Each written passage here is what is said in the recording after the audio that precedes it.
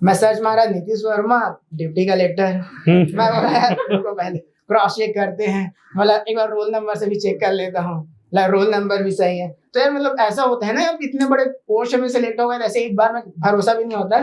फिर तुरंत ना, फिर मेरे को मतलब कोचिंग किया हूँ, सर लोगों के फोन आए, मैं बोला हाँ ठीक है अब तो हो गया हूँ। एक चीज इसमें ना, मतलब आप लोग अगर सुने होगे तो ध्यान दियोगे, मैं पढ़ाई को ना कभी ब्रेक नहीं किया हूँ, जब से चालू किया हूँ तब से। नहीं लॉकडाउन में, नहीं एग्जाम, मतलब हर एग्जाम के बाद मैं 5 दिन 10 दिन का ब्रेक हमेशा लेता था, क्योंकि वो जरूरी रहता है। अब एक हेक्टिक शेड्यूल के बाद थोड़ा सा ब्रेक, लेकिन उसके अलावा जैसे ऐसा है ना, कोरोना आ गया तो अब यार अब लाइब्रेरी में पढ़ने का आदत है, तो घर में कैसे पढ़ेंगे, या फिर एग्जाम तो अभी 1 साल बाद है, तो छोड़ो ना, जब एग्जाम 2 महीने बाद बचे रहकर पढ़ेंगे, ये सब चीज मैं नहीं किया। कुछ लोग रहते हैं जो लोग डालते हैं कि मेरे को अलग अलग जगह घूमना, मतलब अलग अलग जगह घूमना पसंद है। हाँ, कहाँ कहाँ घूमे हो? रतनपुर और खोटा घाट। ठीक है, तो ऐसा वहां भी मत डालिए। आप सबके लिए है, क्योंकि आप लोग तैयारी कर रहे हो और इस बीच में बहुत सारी चीजें होती है लाइफ में जो आपको देखना पड़ता है। ठीक है, तो ये सुनाना चाहूंगा। हर दिन नई तकलीफें हैं, हर दिन नया उजाला। हर दिन नई तकलीफें हैं, हर दिन नया उजाला। तुम देख पाओ तो सवेरा है, ना देख पाओ तो अंधियारा। बादल की ललकार में तुम्हारी डहार को ढूंढता हूँ, बादल की ललकार में तुम्हारी डहार को ढूंढता हूँ। बरसते खून में अंगार को ढूंढता हूँ।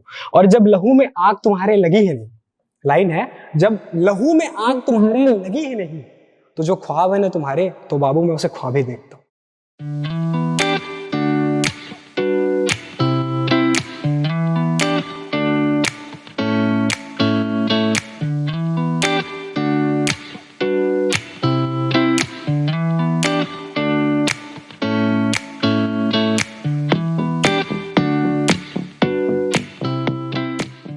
बहुत कम लोगों को मौका मिलता है कि वो एक्चुअल में किसी टॉपर से मिल पाएँ, किसी कलेक्टर से मिल पाएँ। तो you are one of those few जिनको ये मौका मिल रहा है। कुछ दिनों के बाद आप लोग भी इनमें से कोई एक होगा जो यहाँ पे बैठेंगे, बाकी लोगों को गाइड करेंगे, तो सीख लेना, है ना। सर आपके ऊपर, अब आप बताइए। अच्छा, पहले मैं चालू कर लूं, ये लोग पूछते जाएंगे? नहीं, पहले आप चालू करिए। तो ठीक है, पहले मैं अपने बता देता हूँ। मेरा नाम नीतीश वर्मा है। CGPSC अभी 2020 हुआ था, उसमें मेरा 12वां रैंक आया था। मेरा पहला अटेम्प्ट था वो। मेरा ग्रेजुएशन हुआ है गवर्नमेंट इंजीनियरिंग कॉलेज से। तो मैं कॉलेज के 3rd ईयर में चालू किया था। और उस समय ऐसा नहीं था कि मतलब मेरे को PhD करना ही है करके, लेकिन क्या था, कुछ ना कुछ तो करना ही था। और मैं बिलासपुर से हूँ, यहाँ पर तो PhD का अलग ही माहौल बना हुआ है। और जो लोग इंजीनियरिंग वाले हैं उन लोगों को मालूम होगा कि 2nd ईयर के बाद 2 महीने के लिए गैप मिलता है और उसके लिए ट्रेनिंग के लिए। तो हाँ, तो उसी में फिर मैं चालू किया था। फिर अब क्या हुआ, धीरे धीरे इधर आते गए और टेक्निकल से टाइम के बाद अपना टेक्निकल में वापस नहीं जा सकते। तो फिर कॉलेज के टाइम में चालू किया था। तो उस समय कॉलेज के टाइम में तो बहुत सीरियस नहीं था और प्रॉपर गाइडेंस भी नहीं था। और कोचिंग भी मतलब मेरा ऐसा था कि किसी बड़े जगह से किया और बाद में मन नहीं लगा तो यार अच्छा ना, तो पैसा चले जाएगा। तो कोचिंग भी एकदम बिल्कुल ऐसी छोटे जगह से कोचिंग किया था जो हम ही लोग पहले और आखिरी बैच थे, तो कोचिंग भी बंद ऐसा चालू हुआ था। लेकिन मैं कॉलेज के साथ चालू किया तो मेरे को एक चीज अच्छा हुआ कि मेरे को ना टाइम बहुत लंबा मिला। तो उसमें ऐसा था कि मैं जो चाहूँ पढ़ सकता हूँ। तो काफी सारे चीज ऐसे थे जो मेरे को पढ़ने थे, लेकिन मैं पढ़ नहीं पाया था, तो बाद में मेरे को कवर करने के लिए टाइम मिला। और काफी सारी चीज ऐसी थी जो उस समय मैं पढ़ लिया था, दोबारा मेरा काम भी नहीं आया, बट ठीक था। अब होता क्या, जैसे कॉलेज के टाइम बाद चालू करोगे तो ये सब में बहुत टाइम चले जाता है और फिर एग्जाम आता है तो और डर लगता है। तो मेरे को जो भी एक्सपेरिमेंट करना था मैंने कॉलेज के साथ साथ ही 2 साल में कर लिया था। तो उसके साथ मतलब बहुत अच्छी तैयारी नहीं हुई थी, लेकिन इतना था कि जितने भी बेसिक सब्जेक्ट है और CGPSC है क्या, उतना मेरे को 2 साल में समझ आ गया था। फिर 2019 में कॉलेज खत्म हुआ। फिर मेरा था PhD, तो जितना पढ़ना था काफी कुछ पढ़ ही चुका हूँ, तो फिर प्री का मैं नहीं किया था, फिर मैं मेंस का चालू किया था। ठीक है, मेंस का भी कोर्स ऐसा था कि अब मई के लास्ट तक तो कॉलेज ही चलता है, जून के लास्ट वीक में मेरा चालू हुआ। और सर लोग क्या करते हैं ना, अक्टूबर तक सिलेबस जैसे भी करे खत्म कर देते हैं, क्योंकि फिर प्री का पढ़ना रहता है 4-5 महीने। फिर मेंस तक किया। तो मेरा ऐसा था कि कॉलेज खत्म होने के बाद जो पहला PSC होता है ना, उसमें मैं अंडर एज था, तो मैं दे नहीं सकता था उसको। तो मेंस के साथ मेरा पहला था कि मैं पहले नोट्स ही कंप्लीट कर लेता हूँ। तो जितने भी नोट्स थे मैंने साथ साथ बनाते गया, क्लास के साथ साथ नोट्स कंप्लीट किया। जब क्लासेस भी मेरे कंप्लीट हो गए तो फिर मेरा पहला कोशिश था कि क्या होता है ना, काफी सारा चीज छूट जाता है, या फिर ऐसा भी हो जाता है जो कोचिंग में पढ़ा रहे हैं वो लोग भी इंसान ही है, कई सारी चीजें उनके दिमाग से निकल जाती है, फिर उनको लगता है कि वो पढ़ा चुके हैं और उनके ध्यान में नहीं रहता।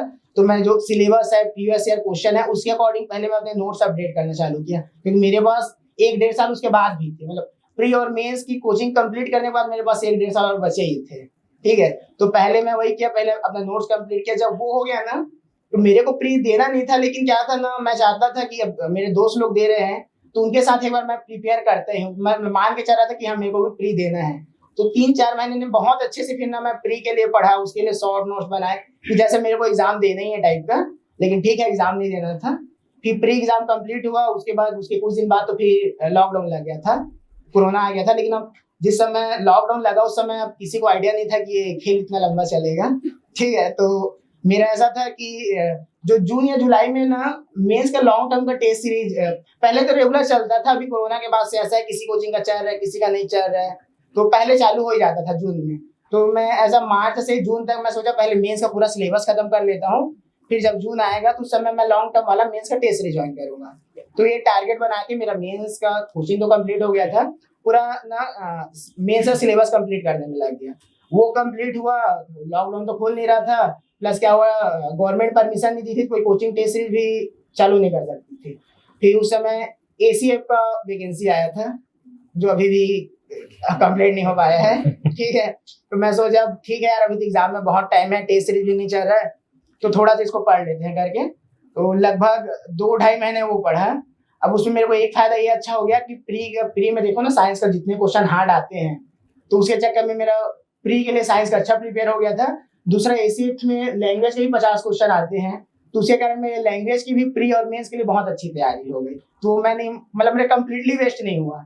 फिर अब ACF तो चला गया कोर्ट केस में, तो फिर मैं सोचा फिर से अब PSC में वापस आते हैं। तो फिर पहले तो 1-2 महीने मेंस का ही किया, क्योंकि प्री मैं बहुत पढ़ चुका हूँ। जब नोटिफिकेशन 26 नवंबर को आई, फिर उसके बाद फिर प्री का ना रिवीजन चालू किया। ठीक है, प्री हुआ, प्री तो फिर इतना मतलब गंदा ही था, सदमा देने वाला था उस टाइम का भी प्री भी, बट ठीक था। मतलब ना मेरे को लगा कि ठीक है, मैं जितना पढ़ा उससे ना क्वेश्चन बनाया जा सकता है, तो मैं बहुत ज्यादा। ये तो क्या होता है प्री में, हमारा सबसे बड़ा दिक्कत ये होता है कि हम लोग पहले से ना टारगेट बना के जाते हैं कि मेरे को इतना मारना ही है करके, और उस टारगेट को अचीव नहीं कर पाते ना, तो फिर लगता है कि अब वैसे भी तो नहीं निकल रहा है, तो 100 मार देते हैं। वहां पर ना मतलब सबसे बड़ा खेल होता है कि आप 2 घंटे में डिसाइड होगा कि मेंस लिखना है कि नहीं लिखना है, और अगर नहीं निकल पाए तो फिर वो अगला प्री 1 साल बाद ही आना है। तो 2 घंटे में दिमाग को कंट्रोल करना ना बहुत वो है, बहुत इंपॉर्टेंट है। तो फिर मैं ठीक है, पहले राउंड में जितना बना आराम से बनाया, दूसरे में फिर जिसमें कंफ्यूजन था उसको लगाया, फिर तीसरे में क्या किया, जिसमें 50-50 था मेरे को लगाया जा सकता था उसको लगाया। फिर उसके बाद मैं बंद करके रख दिया, क्योंकि अगले राउंड में जाता तो 2 क्वेश्चन और मार देता और वो माइनस मार के मेरे को लेट होता। तो फिर मैं बोला हो गया, जितना बनना था बन गया। फिर उसके बाद मैं लगभग 1.5 घंटे में खत्म कर लिया था। आधे घंटे ऐसे ही बंद करके ऐसे ही आराम से बैठा रहा। बीच बीच में सर लोग भी आके, वो लोग भी क्या पेपर है, इसमें क्या क्या बनते हैं, पोस्टिंग कहाँ मिलती है, वो लोग भी बीच में टाइम पास करने आ जाते हैं। ठीक है, तो खत्म हुआ। फिर उसके बाद क्या, मेरा जो एग्जाम सेंटर था ना, मेरे को घर के पास ही मिला था। तो मैं घर आया, खाना खाया और मस्त 1 घंटे सो गया। 2 घंटे का ब्रेक तो मिलता ही है। ठीक है, उठा, उसके बाद हाथ मुंह धो के फिर गया। ये एक्सपेरिमेंट आप लोग मत करना। वो क्या था ना, एग्जाम सेंटर मेरे घर के बिल्कुल पास में था, तो मेरे को आने जाने वाला दिक्कत नहीं था। ठीक है, उसके बाद फिर गया, तो उसमें भी क्या था, मैं ये सोच के गया था कि मैं लैंग्वेज छूऊंगा ही नहीं, पूरा मैथ्स रीजनिंग बनाऊंगा और केवल पासिंग मार के तो लाना है करके। लेकिन मैथ्स रीजनिंग इतना गंदा आया था, मैं मतलब लैंग्वेज पर लड़ने का वक्त आ गया है। ठीक है, फिर उसके बाद ना फिर मैं लैंग्वेज सेक्शन में गया। क्या था ना, मेरे में जितने लैंग्वेज के क्वेश्चन थे ना, सब पीछे साइड थे एक लाइन से। तो जो मैं बताया ना, जो मैं ACF के लिए जो लैंग्वेज पढ़ा था वो वहां पर काम आया। तो वो लैंग्वेज और मैथ्स रीजनिंग ऐसा करके मैं वही 56-57 क्वेश्चन मेरे बने थे। फिर उसके बाद मैं बोला ठीक है, पास होने के लिए इतना काफी है, तो उतना बनाया, फिर आ गया। तो क्या था उस समय, तो मल्टी स्टेटमेंट वाले क्वेश्चन थे, और उसमें भी ऐसा था 3 स्टेटमेंट है, किसी में 2 मालूम है 1 नहीं मालूम है करके अब लगा के तो आ गए थे, लेकिन ऐसा श्योर नहीं था कि हाँ सही है या फिर गलत ही है करके। बट ठीक था। उस दिन क्या था, मैकेनिकल वालों का भी ना गेट का एग्जाम भी सेम डे था, प्री वाले दिन। तो मैं मैकेनिकल वाला हूँ, तो मेरे कॉलेज के सारे दोस्त मतलब उस दिन बिलासपुर में ही थे, जो PhD वाले हैं वो भी, जो टेक्निकल वाले हैं वो भी।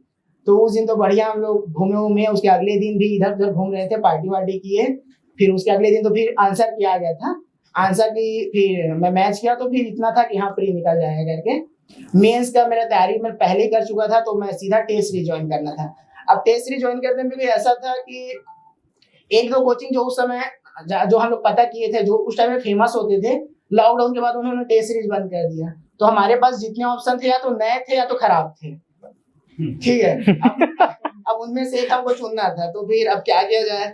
तो फिर अब जो साथ में दोस्त लोग तैयारी कर रहे थे वो लोग भी बोले कि कोरोना का उस समय फिर से केसेस बढ़ रहा था कि कभी भी लॉकडाउन भी लग सकता है। जो बिलासपुर यूनिवर्सिटी है, काफी सारे लोग ना कोरोना के ना फॉर्म नहीं भर पाए थे, तो एक दिन के लिए ना पोर्टल ओपन किया था, तो उसमें मैं एमए इंग्लिश का फॉर्म भर दिया, ठीक है।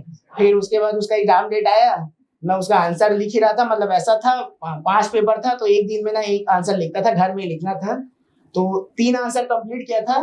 चौथे दिन पीएससी का डेट आ गया कि 1 महीने बाद एग्जाम है, और हम लोग अगस्त मान के चल रहे थे, लेकिन वो जुलाई लास्ट दे दिए। तो फिर मैं बोला अब इसको खत्म करता हूँ करके एक दिन में फिर 2 पेपर वो एमए वाले को खत्म किया, उसको जाके जमा किया। फिर सबसे पहले किया मैं, ऐसा रहता है ना एकदम 1 महीने बाद एग्जाम में हड़बड़ी में हम लोग कहाँ पढ़े कहाँ जाए क्या करें, मैं बोला छोड़ो पहले शेड्यूल बनाते हैं। तो 1 महीने का पूरा शेड्यूल बनाया है। अब इतना पढ़ने पर ये तो आइडिया हो जाता है कि आप कौन से सब्जेक्ट को कितने दिन में रिवीजन कर सकते हो। मैं सब्जेक्ट वाइज बना लिया कि ये सब्जेक्ट को 2 दिन देना है, इसको 1 दिन देना है, इसको बिल्कुल नहीं देना है, ठीक है। उतना कंप्लीट होने के बाद इतना दिन मेरे को रिवीजन के लिए रखना है। और जो भी शेड्यूल बनाओ ना, उसमें ना बीच में ना 1 से 2 दिन बीच बीच में ना गैप डाल देना।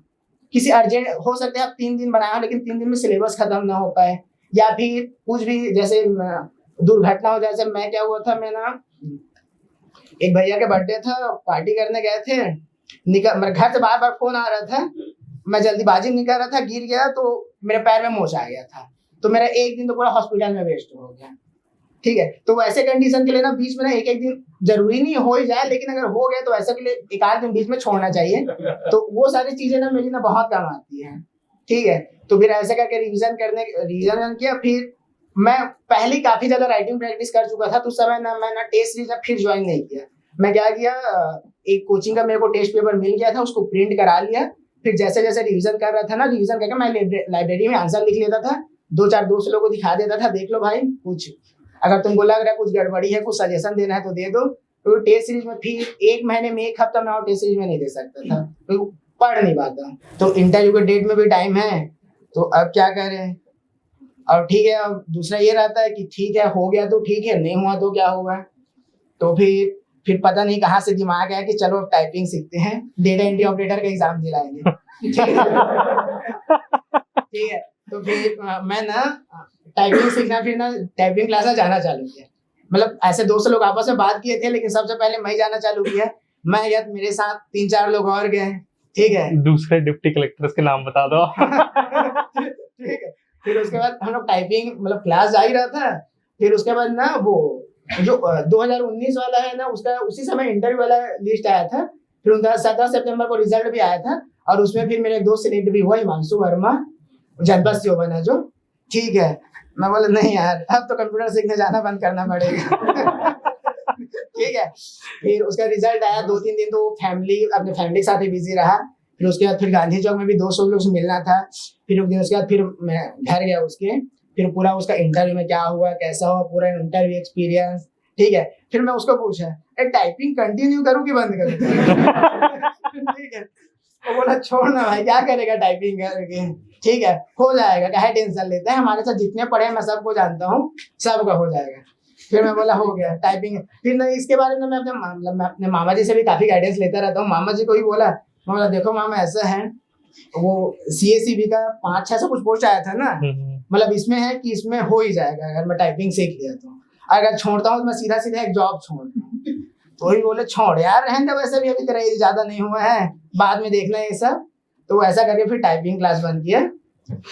फिर उसके बाद अक्टूबर के फर्स्ट वीक में तो हम लोग का भी वो आ गया था, इंटरव्यू का लिस्ट आ गया था। तो अब इंटरव्यू का लिस्ट आ गया था, और उसमें क्या था, केवल 10 दिन का ही टाइम मिला था, और उस 10 दिन में नवरात्रि भी शामिल है, ठीक है। अब 10 दिन में इंटरव्यू तैयारी, लेकिन अब इसमें क्या हुआ, जैसे हिमांशु इंटरव्यू दिला चुका था ना, तो एक तो उससे मेरे को काफी हेल्प मिल गया। प्लस क्या था, हिमांशु के कारण मेरे को 2019 PSC में जो लोग सिलेक्ट हुए थे, उसके थ्रू मेरे को उनसे भी कांटेक्ट हो गया। उससे मेरे को ना इंटरव्यू की तैयारी के लिए ना काफी हेल्प मिल गया। मतलब मेरे को बिल्कुल जीरो से चालू नहीं करना था, उनका एक्सपीरियंस मेरे को साथ में मिल गया था, मेरे को उसके आगे ही बढ़ना था। तो फिर साथ में हम लोग इंटरव्यू की तैयारी किए, इंटरव्यू दिलाए। फिर उसके बाद रिजल्ट वाले दिन का बताता हूँ। अब रिजल्ट वाले दिन फर्स्ट हाफ में बस वो था, इंटरव्यू था। तो हम लोग मान के चल रहे थे फर्स्ट हाफ में इंटरव्यू है तो 4-5 बजे तक रिजल्ट आ जाएगा। लेकिन इतना मतलब प्रेशर और बेचैनी रहता है ना कि अब क्या करे क्या ना करे टाइप का। तो फिर मैं क्या किया, मेरी दीदी जो है ना टेक्निकल असिस्टेंट है, अगर आप में से किसी कॉन्टेक्ट में कोई होगा तो जानते हो। तो मैं बोला यार अब दिन भर तो घर में रह नहीं पाऊंगा, मैं किया मोबाइल को बंद। फिर गांधी चौक गया, 200 लोगों से मिला। अब रिजल्ट आ भी नहीं रहा है और यार टेंशन अलग बढ़ रहा है। मैं लाइब्रेरी ज्वाइन किया था ना, अब लाइब्रेरी के आसपास जो रहना ना मतलब ना सही नहीं रहता, सबकी निगाहें आप पर रहती है, ठीक है। मतलब ऐसा हो जाता है चलो अगर सिलेक्ट हुए तब तो सब कोई बढ़िया फटाका फोड़ेंगे, लेकिन फिर अगर नहीं हुआ तो यार इतने लोगों के सामने से फिर एकदम उतरा हुआ मुंह लेके वो अलग टेंशन। तो फिर लाइब्रेरी में एक दोस्त था, फिर उसके साथ ही यही वहीं पर घूम रहे हैं। फिर वहां से फिर छठ घाट चले गए, लगभग 8 बजे तक तो छठ घाट में ही बैठा था। फिर उसके बाद भी रिजल्ट नहीं आया। अब उसके बाद छठ घाट में भी बैठना सेफ नहीं है। वहां से निकल गया, फिर क्या किया, फिर उसका रिवर में बैठा था मैं आराम से। 9 बजा था, उस टाइम भी मैं अपना मोबाइल ना बंद रखा था, ठीक है, क्योंकि मेरा ऐसा था मेरा रिजल्ट पहले मैं तो देख लूं, ठीक है। फिर 9 बजा था, लेकिन उसी दिन शायद मैच भी था क्या, जहां तक मेरे ध्यान आ रहा है कुछ तो मैच था, ठीक है। मैं बोला ये तो नहीं यार स्कोर ही देख लेता हूँ करके फिर मोबाइल चालू किया, ठीक है। फिर उसके बाद फिर वो जो दोस्त है वो भी कंटिन्यू चेक ही कर रहा था। फिर रिजल्ट आया, और पहले क्या होता था पीएससी का ना पहले लिस्ट आता था और सिलेक्शन लिस्ट आता, वो जो सिलेक्शन लिस्ट आता है ना कौन सा पोस्ट मिला है वो 2-3 दिन बाद आता था, मेरिट लिस्ट पहले आता था। लेकिन इस बार क्या किया, सिलेक्शन लिस्ट साथ में दे दिया और मेरा क्लिक भी ना गलती से सिलेक्शन लिस्ट में हुआ, ठीक है। अब सर्च मारने सीधा तरीका है, सर्च में अपना नाम लिख लो, अगर लिस्ट में नाम है तो आ जाएगा, ठीक है। मैं सर्च मारा नीतीश वर्मा डिप्टी कलेक्टर, मैं बोला यार उनको पहले क्रॉस चेक करते हैं, मतलब एक बार रोल नंबर से भी चेक कर लेता हूँ, रोल नंबर भी सही है। तो यार मतलब ऐसा होता है ना, अब इतने बड़े पोस्ट में सिलेक्ट हो गए, ऐसे एक बार में भरोसा भी नहीं होता। फिर तुरंत ना फिर मेरे को मतलब कोचिंग किया हूँ, सर लोगों के फोन आए, मैं बोला हाँ ठीक है अब तो हो गया नहीं तो ये लोग तो फोन नहीं करते, ठीक है। फिर उसके बाद वही हुआ, फिर तुरंत फिर वहां पर फिर आप लोग को मालूम नहीं होगा, मालूम में कैसे होगा, मैं पहले कान में ना बाली भी पहनता था फिर अब सब लोग सामने तो बाली पहन के जा नहीं सकता था पहले। उसके बाद वहीं पर बाली को निकाला, उसको जेब में डाला, फिर सर लोग पास ना मिलने के लिए गया, ठीक है। सर लोग बधाई दिए। फिर उसके बाद फिर लाइब्रेरी के पास आया, लाइब्रेरी के पास दोस्त लोगों से मिला, फिर घर आया, घर के पास भी अलग मतलब त्योहार टाइप का माहौल था, ठीक है। वो सब हुआ उस दिन, मतलब रात को ही मतलब सोने में 3-4 तो अगले दिन का सुबह ही हो गया था करके, जैसे तैसे सोया, फिर सुबह उठा, फिर वही दिनचर्या बधाई देने वालों का। 3-4 दिन मतलब मैं इतना ज्यादा हो गया था ना, मतलब किसका फोन उठाऊं, किसको मोबाइल में रिप्लाई दूं, कहाँ का किसको घर बुलाऊं, किससे मिलने के लिए जाऊं, मतलब बहुत ही ज्यादा हेक्टिक था। फिर उसके बाद तो फिर मैं बोल दिया सबको मैं गाँव जा रहा हूँ करके, था यही, ठीक है। बढ़िया मतलब 2-3 दिन फिर रेस्ट किया, लेकिन उसके बाद फिर मेरे को गांव जाना ही था, दिवाली में गांव में ही मनाता हूँ। तो फिर गांव गया तो 3-4 दिन फिर वहाँ भी वही सब चला, ठीक है। तो ऐसा था मतलब पूरा मेरा जर्नी पीएससी का। एक चीज इसमें ना मतलब आप लोग अगर सुने होंगे तो ध्यान दिए होंगे, मैं पढ़ाई को ना कभी ब्रेक नहीं किया हूँ, जब से चालू किया हूँ तब से, नहीं लॉकडाउन में नहीं एग्जाम, मतलब हर एग्जाम के बाद मैं 5 दिन 10 दिन का ब्रेक हमेशा लेता था, क्योंकि वो जरूरी रहता है। अब एक हेक्टिक शेड्यूल के बाद थोड़ा सा ब्रेक, लेकिन उसके अलावा जैसे ऐसा है ना कोरोना आ गया तो अब यार अब लाइब्रेरी में पढ़ने का आदत है तो घर में कैसे पढ़ेंगे, या फिर एग्जाम तो अभी 1 साल बाद है तो छोड़ो ना, जब एग्जाम 2 महीने बाद बचे रहकर पढ़ेंगे, ये सब चीज मैं नहीं किया, मैं कंटिन्यू पढ़ते रहा। और ऐसा नहीं था एग्जाम टाइम आ गया तो 10 घंटे 12 घंटे पढ़ेंगे टाइप का, मेरा जो शेड्यूल था ना वो एग्जाम टाइम और बाकी टाइम भी ना बिल्कुल सेम ही था। एग्जाम के एक दिन पहले भी मतलब मैं शाम को ना 8 बजे के बाद ना नहीं पढ़ पाता, कभी नहीं पढ़ा हूँ, ना स्कूल में ना कॉलेज। एक तो इंजीनियर के बारे में लोगों को परसेप्शन रहता है ना कि लोग रात को जाके पढ़ते हैं करके, मैं कभी नहीं पढ़ पाया, ठीक है ना, इंजीनियरिंग टाइम में ना स्कूल में ना कॉलेज में। तो हमेशा का मेरा 8 बजे तक ये शेड्यूल रहा है, एग्जाम टाइम में भी वही शेड्यूल फॉलो किया हूँ, ठीक है। तो ओवरऑल अब जितना मेरे को याद था अभी एक लाइन में बता दिया। अभी काफी लोग में ये आ रहा होगा कि सर कितना जल्दी बोल गए काफी लोग बोलते हैं, जिस समय इंटरव्यू की तैयारी कर रहा था ना उस समय भी सर लोग बोले थे कि यार थोड़ा आराम आराम से बोलो, लेकिन यार अब नेचुरल है, उसमें कुछ नहीं कर सकता। ठीक है, मैं बोला ठीक है जो चलने दो। यूट्यूब में वीडियो में हाँ। कमेंट में लिखे हैं ना, हाँ मतलब हिमांशु कमेंट में लिखा था, अभी धीरे धीरे तो बोल। मेरे को स्पीड फॉरवर्ड में करके देखना पड़ रहा है। कल नीर सर भी डाल दिए हाँ, थे वही। कि इसको बोलना कि धीरे बोले। तो ठीक है यार, अब उसमें क्या कर सकता हूँ मैं। ठीक है, चलिए फिर तो आप आप लोग अपना अपना फिर एक एक कुछ करके शेयर करना क्वेश्चन चाहते लेंगे। हैं या कुछ पूछना चाहते हैं। हाँ, कितने लोग हैं पूछने वाले आज? हाँ, हिस्ट्रीज के जो डेट्स होते हैं वो याद करने। देखो मतलब मैं हिस्ट्री के अगर सारे डेट याद करने जाओगे ना तो आप अपने ही बर्थडे भूल जाओगे।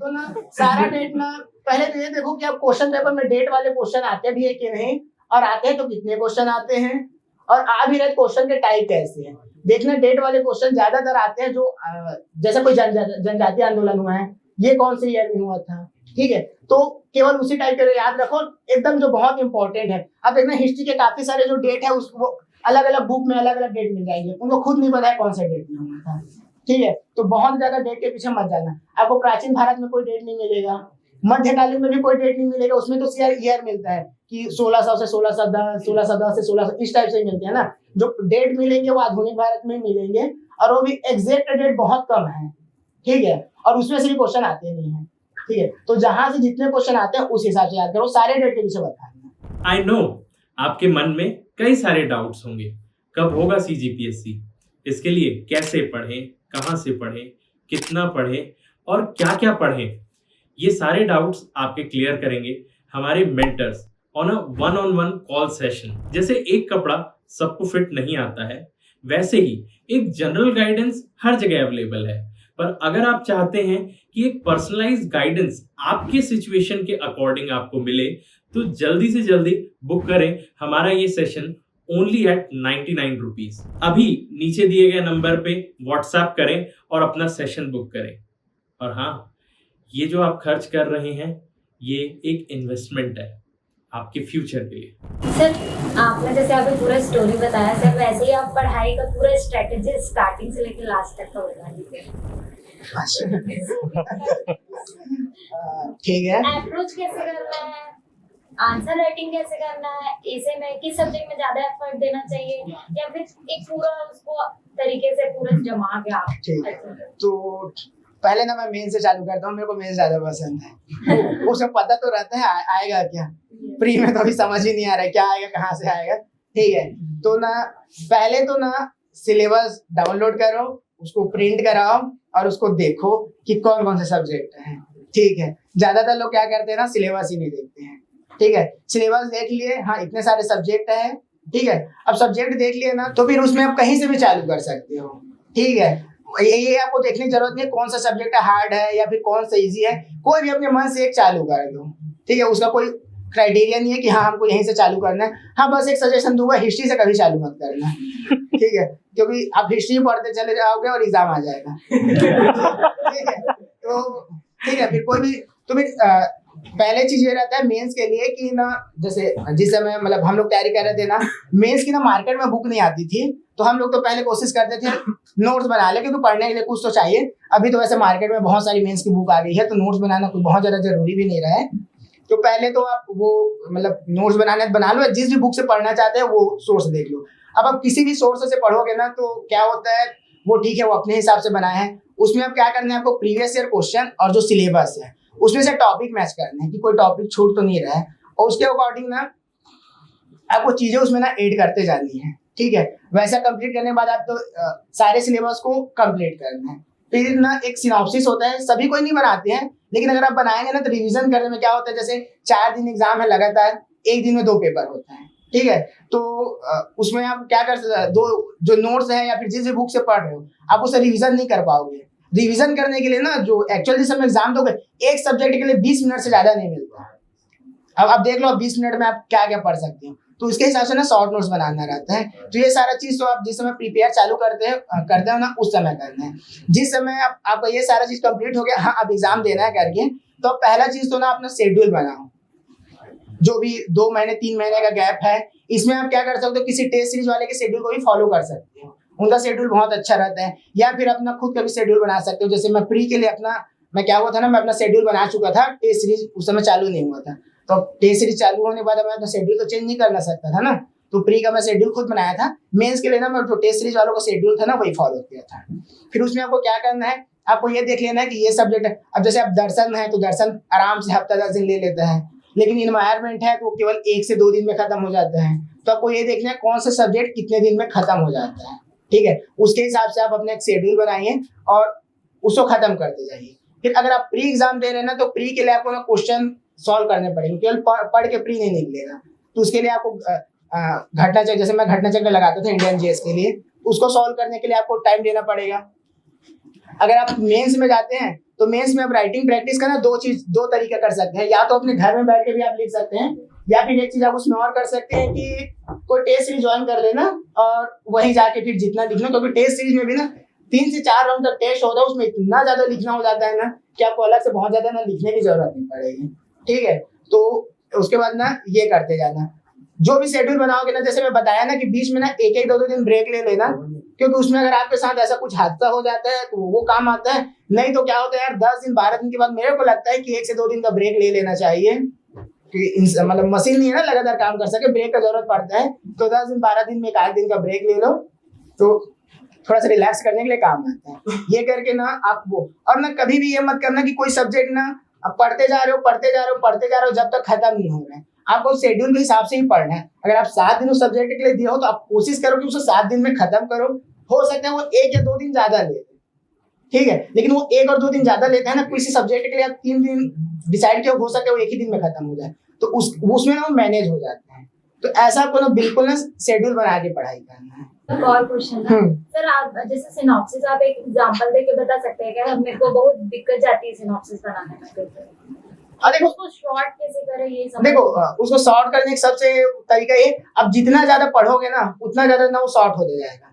जैसे कि कोई स्टूडेंट जैसे पढ़ाई चालू कर रहा है, उसको हर चीज इंपॉर्टेंट लगता है। जैसे कि जिस समय मैं बताया मैं कॉलेज समय चालू किया था, तो उस समय मॉडर्न हिस्ट्री के लिए ना मैं स्पेक्ट्रम पढ़ना चालू किया था। तो वो बुक अभी भी है, अब मैं बोलोगे मैं दिखा दूंगा, वो पूरा बुक को ना मैं ऐसा लाल कर डाला हूँ, ये भी इम्पोर्टेंट है, ये भी इम्पोर्टेंट है, पूरा पेज ऊपर से नीचे तक। लेकिन अब जैसे जैसे तैयारी में आगे बढ़ते जाओगे आपको समझ आ जाता है कि हाँ ये चीज इम्पोर्टेंट नहीं है, और वो चीज हमको याद है, तो उसको कहीं पर लिखने की जरूरत ही नहीं है, ठीक है। तो जितने पढ़ते जाओगे सिनॉप्सिस उतना छोटा हो जाएगा। आपको केवल उन्हीं कीवर्ड को सिनॉप्सिस में रखना है जिसको देख के आपको पूरा सेंटेंस याद आ जाए, पहला चीज। दूसरा चीज वो आंसर के लिए जरूरी हो, ठीक है। जैसे कि आप समाज शास्त्र में जाए, आप समाज की परिभाषा लिख रहे हैं, ठीक है। समाज में एक आता है कि एक अमूर्त है, समाज अमूर्त होता है, तो उसका डेफिनेशन में आता है, वो अमूर्त वर्ड उसमें आना जरूरी है, उसको आप सिनॉप्सिस में शामिल करो, ठीक है। तो जितना ज्यादा आप रिविजन करते जाओगे, पढ़ते जाओगे ना, साइज में अपने आप छोटा होते जाता है। और सिनॉप्सिस का बता दूं, उसका कोई स्टैंडर्ड नहीं है, ठीक है, कि आपको यही बनाना है। जैसे मेरे दर्शन हो गए, साइंस के हो गए, इसके सिनॉप्सिस तो मतलब बहुत ज्यादा बड़े बड़े हो गए थे, लेकिन जो मैथ्स है उसका तो केवल 1 पेज में खत्म हो गया था, क्योंकि मेरे को केवल गणितज्ञ के बारे में लिखना था, बाकी सब तो मेरे को वैसे भी याद था, ठीक है। तो आप पर डिपेंड करता है आप कौन सा साइज के बनाओगे। और मेरे जितने भी सिनॉप्सिस है वो सब ऑनलाइन अवेलेबल भी है, जिसको देखना चाहो देख सकते हाँ, सर का टेलीग्राम चैनल है, किस नाम से sir? CGPSC corner, CGPSC corner करके, तो कर लेना। उसमें सारे इनके नोट्स भी डले हुए हैं, दूसरे फैकल्टी डिप्टी कलेक्टर्स का, डीएसपीस का भी कुछ डला रहता है उसमें, सिनॉप्सिस भी है, प्री के भी सारे नोट्स है, मेंस के नोट्स जैसे अभी प्री होगा ना उसके अगले दिन मैं मेंस के सारी चीज अपलोड कर दूंगा। अभी अपलोड करूंगा तो सब प्री से डाइवर्ट हो जाएंगे। सर मेरा क्वेश्चन है, सर मैं सेल्फ स्टडी करती हूं, हाँ, तो मेरी मेंस का प्रिपरेशन कर रही हूं, उस पर प्री नहीं भेजना है, हाँ, सर वो आपका कंटेंट चाहिए था, तो आप डाले हैं ना टेलीग्राम पे, हाँ, उतना मैं कर ली हूं, आगे का चाहिए था, आगे का ठीक है, मैं कोशिश करूंगा प्रोवाइड करा दूंगा, ठीक है। एक्चुअल में क्या हुआ था ना, जिस समय मतलब मेरे को आइडिया है कि हाँ मैं टेलीग्राम में सबको प्रोवाइड करा सकता हूँ, उसके बाद ना मेरा ज्वाइनिंग आ गया, ठीक है। तो उस 1 हफ्ते मैं जितना स्कैन कर पाया था उसको मैं अपलोड कर दिया था। उसके बाद जैसे मेरे को सैटरडे संडे को टाइम मिलता है, जैसे घर आता हूँ तो टाइम मिलता है तो मैं स्कैन करके कई सारी चीज बीच बीच में भी अपलोड करते रहता हूँ, ठीक है। तो जैसे मेरे को टाइम मिलेगा मैं प्रोवाइड करूंगा। ये इसमें मैं हेल्प करूंगा। नोट्स कितने ज्यादा बेनिफिशियल है, मतलब कि इस पे डिपेंड कर सकते हैं? नहीं, वो बिल्कुल काम के नहीं। मैं इसलिए डाल दिया था क्योंकि लोग मांगते रहते हैं कि कैसे बनाते हैं, कैसे होता है, ठीक है। क्योंकि प्री का देखो, अभी प्री का जो लास्ट ईयर का मैं एग्जाम देखा था क्वेश्चन मतलब कहाँ से पूछा है, क्यों पूछा है, कुछ समझ नहीं आ रहा था। ठीक है, बिल्कुल अलग ही टाइप का क्वेश्चन पेपर था। ठीक है, आपको प्री के लिए ना अच्छे और स्टैंडर्ड बुक पढ़ने ही पड़ेंगे। उस नोट्स को आप रिवीजन करने के लिए यूज कर सकते हो। जैसे एग्जाम आपका एक हफ्ता बचे हैं, अब एक हफ्ता बचे तो एक हफ्ते के लिए आप लक्ष्मीकांत तो नहीं पढ़ सकते। ठीक है, तो उसके लिए आपको रिवीजन करने के लिए कुछ तो चाहिए, तो रिवीजन करने के लिए आप यूज कर सकते हो। या फिर कौन कौन से पॉइंट इंपॉर्टेंट रहते हैं, कहाँ कहाँ पर अंडरलाइन करना है, या फिर अगर हमको खुद नोट्स बनाना है तो कौन से चीजों को शामिल करना है, उसको देखने के लिए यूज कर सकते हो। उस पर कम्प्लीटली आप मतलब पूरा निर्भर नहीं रह सकते उसमें। सर ये कई जिस तरह आप बताया कि डाइवर्ट होते हैं फिजिकली एग्जाम के दौरान में, आप बताया कि आप डीसी क्लियर किया, क्वालिफाई किए, और एक समय ऐसा आया कि आप सीधे डाटा एंट्री ऑपरेटर की टाइपिंग। तो ये सर ये मतलब पूरी प्रिपरेशन के दौरान था कि जब आपको ऐसा लगा कि हाँ कुछ एग्जाम नहीं है? नहीं, मतलब मेरा ऐसा नहीं था कि मेरे को डाटा एंट्री एग्जाम निकालना है या बनना है करने। एक्चुअल में हुआ क्या था ना, मतलब मैं बताया ना, मैं कॉलेज टाइम से पढ़ना चालू कर दिया था और पढ़ ही रहा था। ठीक है, अब वो एक हो जाता है ना, मतलब एक टाइम के बाद, जैसे मैं प्री भी दे चुका हूँ, मेंस भी दे चुका हूँ, अब फिर प्री को रिवीजन, मेंस तुरंत दिया हूँ तो मेंस पढ़ने का मन नहीं कर रहे हैं, और प्री को इतना पढ़ चुका हूँ तो उसको भी बहुत ज्यादा मेरे को टाइम देने की वो नहीं है। तो मेरा ऐसा था कि अगर एक आध घंटा निकाल सकते हैं तो निकाल के देखते हैं करके। तो मैं बता रहा हूँ ना, मैंने लगभग 1 महीने फीस दिया था, उसमें 20 दिन गया, मतलब 20 दिन तो डेट वाइज था, उस 20 दिन में मुश्किल से 12 से 13 ही दिन जा पाया था। क्योंकि होता क्या था, मेरा फिक्स शेड्यूल रहता था ना, इस दिन इतना चीज खत्म करना है, और जब तक मैं खत्म नहीं किया मैं ना उठूंगा नहीं। ठीक है, तो कई दिन ऐसा होता था कि वो चीज खत्म ही नहीं हो रहा है और टाइपिंग क्लास का टाइम निकल चुका है, तो फिर मैं बोला छोड़ो, पढ़ाई ज्यादा जरूरी है। ठीक है, तो वो अपना अपना रहता है। अब क्या होता है ना कि जैसे किसी बोलो ना कि अब एकदम अपने लक्ष्य पे रहो करके, अब सीजीपीएससी तो अब 40 साल की एज तक दे सकते हैं, तो अब ऐसा नहीं है ना कि 40 साल तक केवल पीएससी दे रहे हो, एक टाइम के बाद आपको जाना पड़ता है। लेकिन मैं एक चीज ये सजेस्ट करूंगा, जैसे आपका प्री जैसे फरवरी में, इस बार को नहीं पता क्या होगा, नॉर्मली जब फरवरी में होता है तो कम से कम जो 2-3 महीने जो लास्ट तक है उसमें केवल प्री ही पढ़ो, और आपको लगता है आपका प्री अगर निकल सकता है, ठीक है, तो ना मेंस पढ़ो, क्योंकि मेंस मेरे को लगता है मेंस निकालने का मौका ना हर किसी को नहीं मिलता है। तो अगर मिल रहे ना तो अच्छे से मेंस दो, और अगर अच्छे से दोगे ना तो चांसेस रहते हैं निकल जाते हैं। काफी सारे लोगों को मैं देखा हूँ कि ना उनका प्री निकल गया, अब प्री निकल गया तो यार मेंस का तैयारी नहीं निकलेगा, तो चलो एसआई पढ़ते हैं, देख लो 5 साल से एसआई का पेपर। काफी मेरे कॉन्टेक्ट में काफी सारे लोग हैं जो लोग 5 साल से लगातार वो एसआई में या फिर एसीएच में ही लगे हुए हैं। लेकिन इन सब एग्जाम का क्या है ना, कोई भरोसा नहीं रहता। पीएससी में आप इतना भरोसा कर सकते हो कि हर साल एग्जाम होगा, निकले चाहे मत निकले। तो सर आपने देखा होगा इस साल का पेपर, क्या आप देखते हैं क्या चेंज आ गया है, इन लोगों को कैसे प्रिपेयर करना चाहिए आपके प्री के हिसाब से? देखो इस बार का जो मैं क्वेश्चन पेपर देखा हूँ, मतलब क्वेश्चन पेपर था तो मतलब समझ ही नहीं आ रहा था कि क्वेश्चन पूछना क्यों चाह रहे हैं। जैसे कि इस बार शायद वर्ल्ड ज्योग्राफी के भी क्वेश्चन थे जो पहले कभी नहीं पूछे गए हैं, हमेशा केवल इंडियन ज्योग्राफी तक पूछते थे। तो एक तो थोड़ा सा वो चेंज हुआ है। एक चीज आपको ये करना चाहिए ना, मैं गांधी चौक में जितने साल मैं रहा हूँ, मेरा एक्सपीरियंस रहा है, ज्यादातर लोग ना कोचिंग वालों पे ना बहुत ज्यादा डिपेंडेंट रहते हैं। एक तो कोचिंग वालों पे, दूसरा कोचिंग वालों के बुक में, क्योंकि वो बहुत शॉर्ट फॉर्म में रहता है, बहुत सरल शब्दों में रहता है और बहुत जल्दी खत्म हो जाता है। लेकिन यार उससे क्या है ना, हमारे कॉन्सेप्ट क्लियर हो नहीं पाते हैं।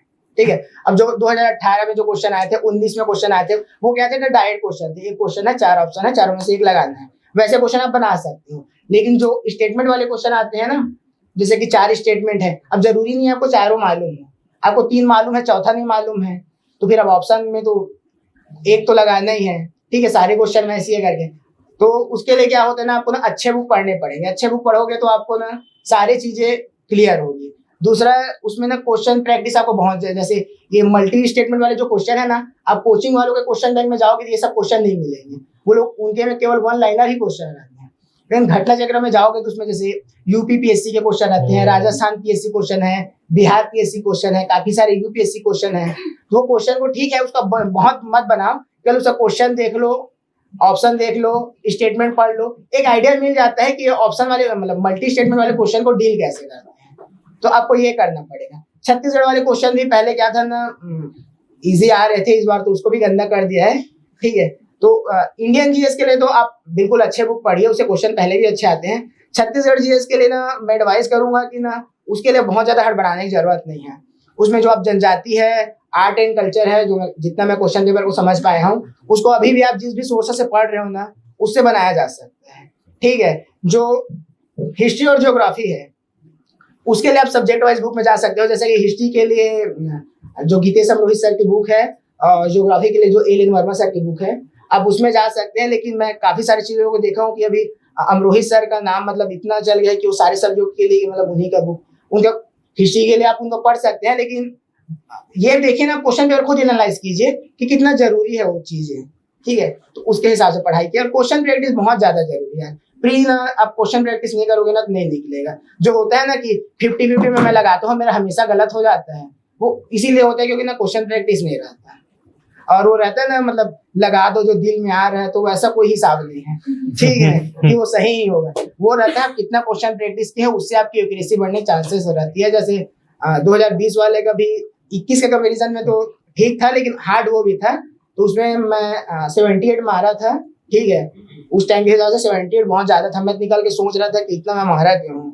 ठीक है, लेकिन उसमें मेरे 68 सही थे, और 4 क्वेश्चन तो मतलब अब बोलूंगा नहीं कुछ। ठीक है, तो ऐसा था। ठीक है, तो सर एक और है कि आप हॉबीज में आपके क्या था, और नॉर्मली अगर कोई कुछ लिखता है तो कैसे हॉबीज उसमें सिलेक्ट करनी चाहिए? क्या उससे क्वेश्चन पूछा जाता है इंटरव्यू में? हाँ, हॉबी से ना देखो, वो ना पैनल पे डिपेंड करता है कि वो क्वेश्चन पूछना चाह रहे कि नहीं। हॉबी में नॉर्मली ना कुछ तो रहता है एकदम जनरल हॉबी, जैसे कि क्रिकेट। ठीक है, तो उससे ना या तो क्वेश्चन नहीं पूछेंगे, और ठीक है मैं बता रहा हूँ, या तो बिल्कुल नहीं पूछेंगे, और पूछेंगे ना तो आप बता नहीं पाओगे इतना गंदे से पूछेंगे। ठीक है, कहाँ से, मतलब मैं जितने जगह मॉक इंटरव्यू दिया हूँ, डाला तो मैं भी क्रिकेट ही था, कहीं पर भी मैं आंसर नहीं कर पाया। ठीक है, जो फाइनल इंटरव्यू था उसमें भी मैम मतलब कोई सा टॉपिक नाम पूछी थी, मैं इतना तो समझ गया था कि क्रिकेट से रिलेटेड होगा, लेकिन अगर मैं बोल देता क्रिकेट, पता चलता उसमें और घुस जाते वो लोग। बोला नहीं पता मैम, तो फिर वो खुद ही बोली क्रिकेट से रिलेटेड ही है। तो एक चीज ये होता है। दूसरा, कुछ लोग ना बिल्कुल ना अजब गजब हॉबी डाल देते हैं। ठीक है, जैसे कुकिंग भी डालोगे, ठीक है, तो लड़की लोग डाल रहे हैं, ठीक है, लड़के लोग अगर कुकिंग डाले हैं तो थोड़ा सा इंटरेस्टिंग हो जाता है इंटरव्यू पैनल के लिए, परेशान करने। क्या बनाते हो सर? मैगी क्या बनाते हो ठीक है, मतलब अपने साथ के एक है, एक नायब तहसीलदार है। ठीक है, उनसे तो अपना हाथ दिखाओ तक बोल दिए थे कि हाथ दिखाओ तुम्हारा, तो दिखाया, बोले यार हाथ देके लगता तो नहीं है तुम खाना बनाते हो। ठीक है, कुछ लोग रहते हैं जो लोग डालते हैं कि मेरे को अलग अलग जगह घूमना, मतलब अलग अलग जगह घूमना पसंद है। हाँ, कहाँ घूमे हो? रतनपुर और खोटा घाट।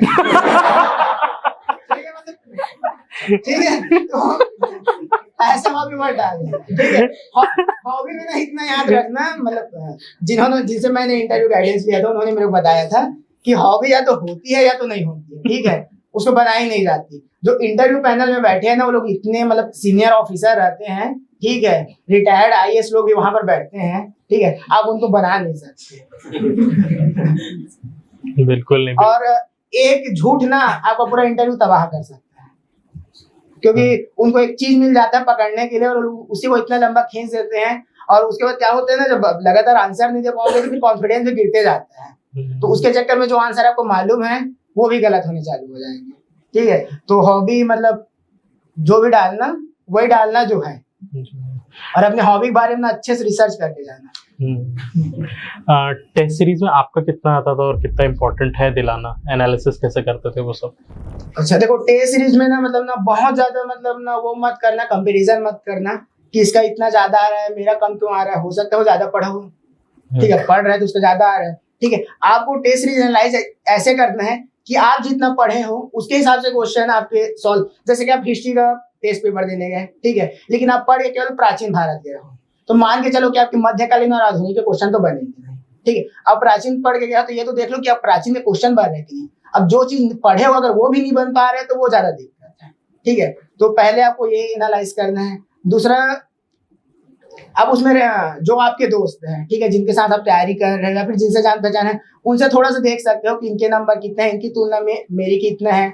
और जो रैंक डिसाइड होगा ना आपका, वो ओवरऑल सारे पेपर को मिला के डिसाइड होगा। तो जैसे कि मैं देता था ना, मैं बता रहा हूँ, जैसे छत्तीसगढ़ वाले जो सब्जेक्ट हैं, मैं सभी सब्जेक्ट को बराबर इंपॉर्टेंस देता था। तो ऐसा नहीं था कि मैं छत्तीसगढ़ बहुत ज्यादा पढ़ूंगा बाकी पूरा छोड़ दूंगा।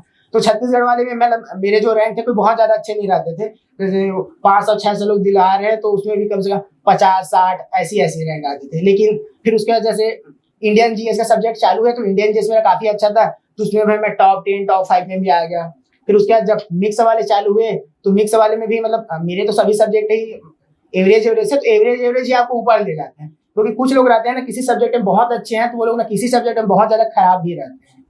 ठीक है, तो ऐसे आपको एनालाइज करना है, आपको अपना ओवरऑल परफॉर्मेंस देखना है। किसी एक सब्जेक्ट जैसे पॉलिटी का पेपर बिगड़ गया, हिस्ट्री का पेपर बदल गया, तो उसके लिए ना रोना नहीं है। आपका कैसा रहता था रैंक वगैरह उसमें? मेरा मतलब बता रहा हूँ ना, छत्तीसगढ़ वाले मेरा हमेशा डाउन रहा है, इंडियन जीएस में हमेशा टॉप रहा है। मतलब वो साइंस के पेपर में तो मैं टॉप ही किया हूँ क्योंकि एसीएफ के लिए बहुत साइंस पढ़ लिया था। ठीक है, और जो मेंस था ना, मेंस में भी मतलब ठीक ठाक। एक्चुअल में क्या था ना, मेंस उस समय ना लॉकडाउन भी लग गया था तो ऑनलाइन ज्यादातर लोग दिलाते नहीं थे, बहुत कम ही लोग दिला रहे थे।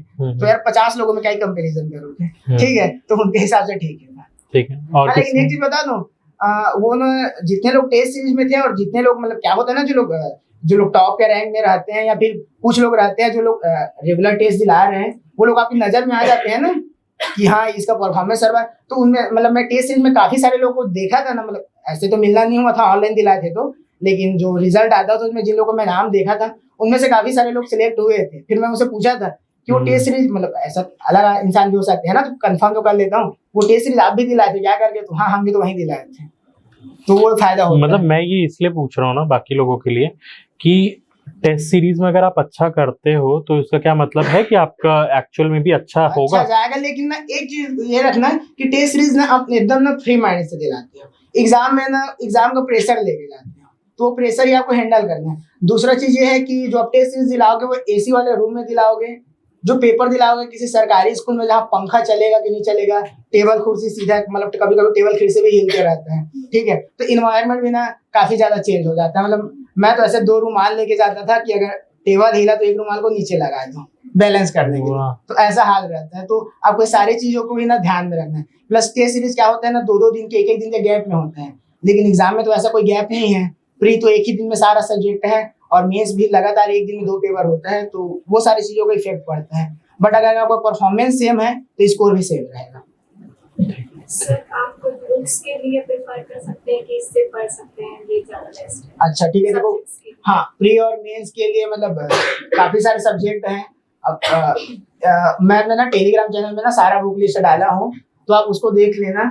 अगर आपको किसी स्पेसिफिक सब्जेक्ट पूछना है तो वो मैं भी बता सकता हूँ, क्योंकि लाइन से तो प्री के लिए कि मेंस प्री के लिए ना लुसेंट का जो जनरल नॉलेज का बुक आता है ना नीले रंग की, जिसमें सारा सब्जेक्ट थोड़ा थोड़ा दिया रहता है, उसमें से साइंस पढ़ लेना, सफिशिएंट रहता है। अगर उससे बाहर के क्वेश्चन आते हैं ना तो उससे घबराने की जरूरत नहीं है, क्योंकि आप पीएससी का पेपर दे रहे हो, एसीएफ का पेपर नहीं दे रहे हो, तो बहुत ज्यादा नहीं पढ़ना है। सर जैसे अगर कोई बिगिनर आदमी है उसके लिए पॉलिटी, हिस्ट्री, ज्योग्राफी वो बहुत ही इम्पोर्टेंट तरीके से पढ़ते हैं। इसके अलावा जैसे सर आर्ट एंड कल्चर हुआ, पीसीबी हुआ और पंचायती राज नगरीय निकाय, इसके बाद कंप्यूटर में 2 क्वेश्चन आया था। इस हिसाब से अगर उसका रोल कितना होगा इन सब्जेक्ट?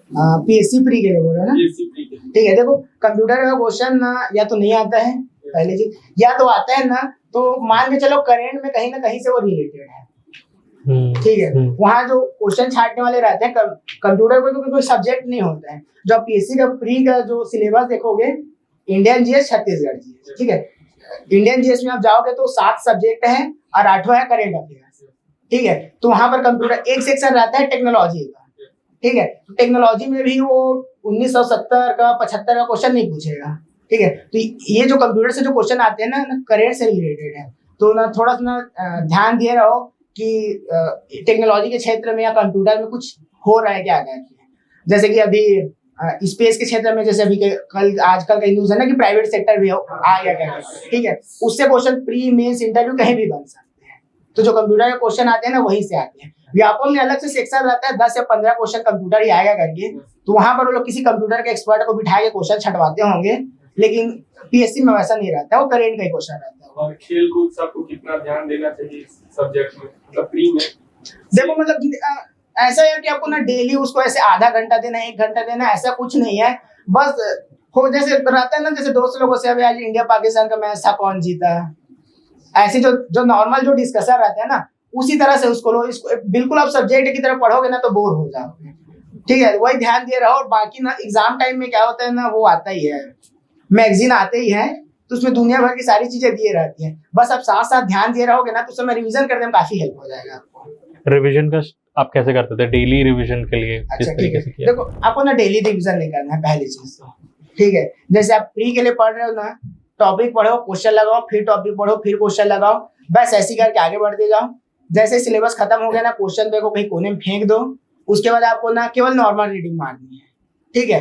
एग्जाम टाइम में रिवीजन के लिए जैसे मैं बताया कि मैं तो अपने खुद के नोट्स बनाया था, आप किसी कोचिंग वाले की बुक को भी फॉलो कर सकते हो क्योंकि उनका साइज छोटा ही रहता है ना, मतलब स्टैंडर्ड बुक की तुलना में कम ही रहता है, तो आप उसका रिवीजन कर सकते हो, ठीक है। रिवीजन मेंस में ज्यादा इंपॉर्टेंट हो जाता है। मेंस में आपको क्या करना है, पहले सिलेबस को, जो भी सब्जेक्ट पढ़ रहे हो, जैसे कि दर्शन ही पढ़ रहे हो, दर्शन को अच्छे से खत्म कर दो। वो खत्म हो गया ना, आप तुरंत पढ़े हो, उसको तुरंत ही दोबारा पढ़ोगे तो आपको एक हफ्ता, अगर एक हफ्ता भी पढ़े हो, 8वां दिन आपको पढ़ोगे तो फिर से उसको 8 दिन नहीं लगेगा। वो 7 दिन का चीज आप एक दिन में पढ़ सकते हो क्योंकि ताजा ही पढ़े हो। तो 7 दिन आप पढ़ ले दर्शन, 8वें दिन आपको क्या करना है, जो चीज आप 7 दिन में पढ़े हो बस उसको एक बार पलटना है। कहीं कभी क्वेश्चन पेपर टेस्ट सीरीज आ रहे हो तो ठीक है, नहीं दिला रहे हो तो क्वेश्चन पेपर मार्केट में दुनिया भर के अवेलेबल है, कोई सभी एक पेपर उठा के ना लिख लो, यही होता है रिवीजन। उसके लिए बहुत ज्यादा घबराना नहीं है। So लक्ष्मीकांत के लिए अपन प्रिसाइज नोट्स कैसे बनाएं, मतलब लगता है लाइक कि उसकी हर लाइन एकदम इम्पोर्टेंट है। मत बनाना, ठीक है, बता रहा हूँ ना, ठीक है। मैं ना जो पॉलिटी है और हिस्ट्री है, ठीक है, इन दोनों का ना प्री के लिए मैं कोई नोट्स नहीं बनाया था, ठीक है। इसको मैं डायरेक्ट बुक से पढ़ा था क्योंकि उसका आप नोट्स बनाओगे ना तो जो नोट्स है वो खुद बुक के साइज का हो जाएगा, तो एग्जाम टाइम में उनको पढ़ने के लिए हेल्पफुल मिलता है। हाँ, तो उसके लिए मैं बता रहा हूँ क्या करना है। मेंस के लिए ना अपना टुटेजा सर की बुक फॉलो कर सकते हैं, ठीक है, उसका साइज बहुत कम है। प्री के लिए भी ना उनका एक रेड कलर का बुक आता है प्रद्युम्न सरांश का, तो उसमें सारा सब्जेक्ट ना थोड़ा थोड़ा दिया है, तो आप हिस्ट्री और पॉलिटी का रिवीजन उस बुक से कर लेना बहुत अच्छा दिया। मतलब मेरे को लगता है आप नोट्स भी बनाओगे ना तो उससे अच्छा नहीं बना पाओगे। सर लाइक करंट अफेयर्स के लिए अपन नोट्स कैसे प्रिपेयर करें, जैसे कि मेरा अटेम्प्ट जो है वो 24 में रहेगा, तो अभी से उसके नोट्स प्रिपेयर करें या फिर मींस अभी सिर्फ पढ़ाई करो, उसको एक रीडिंग। करेंट का आप नोट्स बनाओगे ना तो वो हिस्ट्री का बुक बन जाएगा, ठीक है। तो ना करेंट नोट्स नहीं बनाना है क्योंकि हमको नहीं मालूम वो क्या पूछेगा, क्यों पूछेगा, और अब जैसे आप डेली देखोगे, जैसे एक दिन में कोई 20 इवेंट हुआ, हम उनमें से कोई 5 जो हमको इम्पोर्टेंट है लिख लिए, ठीक है। ऐसी 5 करके 30 दिन में कितना हो जाएगा, वो 150 हो गया, ठीक है। लेकिन आप अगर किसी कोई मंथली मैगजीन होता है और उसमें से भी कोई आप इम्पोर्टेंट छांटना चालू करोगे तो 150 नहीं छाटोगे, मुश्किल से 15 से 20 उसमें नहीं छाटोगे। तो डेली बेसिस में करेंट का कोई नोट्स नहीं बनाना चाहिए। आप बस करेंट में क्या हो रहा है उसको पढ़ते जाओ। एग्जाम टाइम में करेंट का बना बुनाया नोट्स उपलब्ध कराने के लिए गांधी जी में बहुत सारे कोचिंग है, ठीक है। वो आपको बढ़िया सा मटेरियल उपलब्ध करा देंगे, 50 रुपए का खरीद लेना, 4 दिन उसको पढ़ना काफी। सर ऐसे के लिए थोड़ा सा हाँ ठीक है, जैसे ऐसे है ना, ऐसे के लिए पहले हाँ सुन बता रहा हूँ। देखो जैसे ऐसे के लिए मैं चालू किया था ना, तो पहले क्या किया था कि आप कोई सा भी बेसिक सब्जेक्ट ले लो, कोई सा भी ले लो, मतलब ऐसा कुछ स्टैंडर्ड नहीं यही लेना है। जैसे मैं चालू किया था नक्सलवाद, कारण ये था कि क्योंकि बहुत बेसिक सब्जेक्ट है, काफी बार उसका ऐसे आया हुआ है, दूसरा उसे कंटेंट बहुत इजीली अवेलेबल है आपको बहुत ज्यादा, ठीक है। मैं क्या किया उसको, ठीक है, वो ले लिया। फिर ना टुटेजा सर की बुक फॉलो किया था मैं ऐसे के लिए भी, तो उस बुक में भी क्या था ना, उसमें जो टॉपिक है ना बहुत पुराने टॉपिक है, ठीक है। लेकिन अब मेरे को लिखना था तो मैं उसमें ना बस पैटर्न देखा कि कौन कौन सी चीजों को शामिल करना, सीक्वेंस कैसे बनाना है। जैसे पहले इंट्रोडक्शन हो गया, ठीक है, इंट्रो के बाद वो समस्या कैसे उत्पन्न हुई, क्या क्या उसके कारण दिक्कत जा रही है, उसको दूर करने के लिए सरकार की क्या क्या योजनाएं या प्रयास कर रही है, हम उसमें क्या सुझाव दे सकते हैं, फिर आखिर में कंक्लूजन। तो ऐसा करके जो वो बनाते हैं, स्ट्रक्चर बनाते हैं, वो मैं उसमें से देख लिया। फिर मैं क्या किया, पहले ना उसी के हिसाब से 3-4 पेज का ऐसे लिखा, और फिर सर से जाके चेक कराया जो जो दिक्कत था सर बताए, ठीक है। फिर मैं बोला सर अगला टॉपिक कौन सा लिखूं, ठीक है, वो अगला टॉपिक दे दिए। फिर उसमें लिखे गया, उसमें भी सर बताया जो जो दिक्कत है, जहाँ पर रहता था पेंसिल से गोला मार देते थे। तो जितना ज्यादा ऐसे लिखते जाओगे ना उतना प्रैक्टिस होते जाता है, ठीक है। ऐसे जैसे आप एग्जाम देने जाओगे तो मान के चलो 4 ऐसे आया है, उस 4 में से अगर 2 भी आपको पहले प्रिपेयर हुआ आ गया ना तो बहुत है, क्योंकि वहां पर बिल्कुल ऐसा रैंडम टॉपिक, जैसे हम लोग नॉर्मली हम लोग यही बोलते हैं ना कि ऐसे किसी करंट के टॉपिक से आएगा, करंट में तो इतनी सारी चीजें हो रही है, आप सब बार ऐसे तो प्रिपेयर कर नहीं सकते, ठीक है। तो मान के चलो 2 तो एकदम रैंडम ऐसे आएंगे, ठीक है। लेकिन अगर कोई टॉपिक ऐसे में आ रहा है तो वो इतना बड़ा चीज रहता है, मतलब इतना बड़ा इशू है या फिर इतना बड़ा योजना है या फिर जो भी है, आप कहीं ना कहीं उसके बारे में सुने होंगे, ठीक है। तो उससे क्या होता है, अगर आपका स्ट्रक्चर तैयार है कि ऐसे लिखना कैसे है तो ना लिखा जाएगा। अब इसमें एक चीज रहता है लोगों को दिक्कत कि पैराग्राफ में लिखो कि पॉइंट में लिखो। कुछ लोग पैराग्राफ में लिखते हैं, उनको भी अच्छे नंबर मिले हैं, पॉइंट वालों को भी अच्छे नंबर मिले हैं। जो मिक्स करके लिखते, जैसे मैं मिक्स करके लिखा था तो मेरे को भी अच्छे ही नंबर मिले थे, ठीक है। तो उसमें आप ये कर सकते हो, जैसे मैं अपना ऐसे का बता देता हूँ, मैं था पॉइंट और पैराग्राफ मिक्स करके लिखता था। तो जो इंट्रो है और कंक्लूजन है उसको आपको पैराग्राफ में ही लिखना है, बाकी ऐसे जैसा रहे ये 2 चीज तो आपको पैराग्राफ में लिखना। इसके अंदर आप क्या करो, पहले ना 4-5 ना, अब जैसे कोई योजना लिख रहा है ना, योजना के क्या उद्देश्य है, ठीक है, हमारे क्या सुझाव है, उस योजना के सामने क्या क्या चुनौतियां आ सकती है, ऐसा करके ना 4 पॉइंट मेन हेडिंग बना लो। उस हेडिंग के अंदर ना 4-4, 5-5 पॉइंट ना और बना लो। जैसे कि अगर आप क्या बोलते हैं, गवर्नमेंट है कोई योजना है तो जो जो लाभ है, तो आर्थिक क्षेत्र में लाभ, राजनीतिक क्षेत्र में लाभ, सामाजिक क्षेत्र में लाभ, ऐसा करके 4-5 पॉइंट बना लो और हर पॉइंट को ना 3 से 4 लाइन में ना एक्सप्लेन करो। ऐसा करोगे ना आपको ना वो जो 4 पेज है ना भर जाते हैं आराम से, 4 से 5 पेज मिलते हैं। और ना एक चीज इसमें ध्यान रखना कि ना कोशिश करना कि जो समस्या है, सरकार के प्रयास है और आपके जो सुझाव है वो आपस में ना लिंक रहे, ठीक है। जैसे कि आप जैसे कोई एग्जांपल के लिए जैसे नक्सलवादी, ठीक है, ठीक है। अब नक्सलवाद जैसे बढ़ क्यों रहा है, क्योंकि एक तो वो लिख सकते हो कि इंफ्रास्ट्रक्चर वो नहीं हो रहा है, मतलब ठीक है, तो जो अपनी फोर्स है वहां जा नहीं पा रही है, ये एक कारण हो गया। इसी कारण से आप लिंक करके क्या कर सकते हो, गवर्नमेंट क्या चाहिए, तो गवर्नमेंट उधर इंफ्रास्ट्रक्चर डेवलपमेंट के लिए जो प्रोजेक्ट है उसको आप सरकार के प्रयास में लिखिए। फिर अपने सुझाव लीजिए कि सरकार को इस क्षेत्र में और तेजी लाने की या फिर ऐसे ऐसे काम करने की जरूरत है। तो आप एक ही पॉइंट को तीनों में डाल सकते हो ना, तो इसमें सोचने में टाइम वेस्ट नहीं होता है।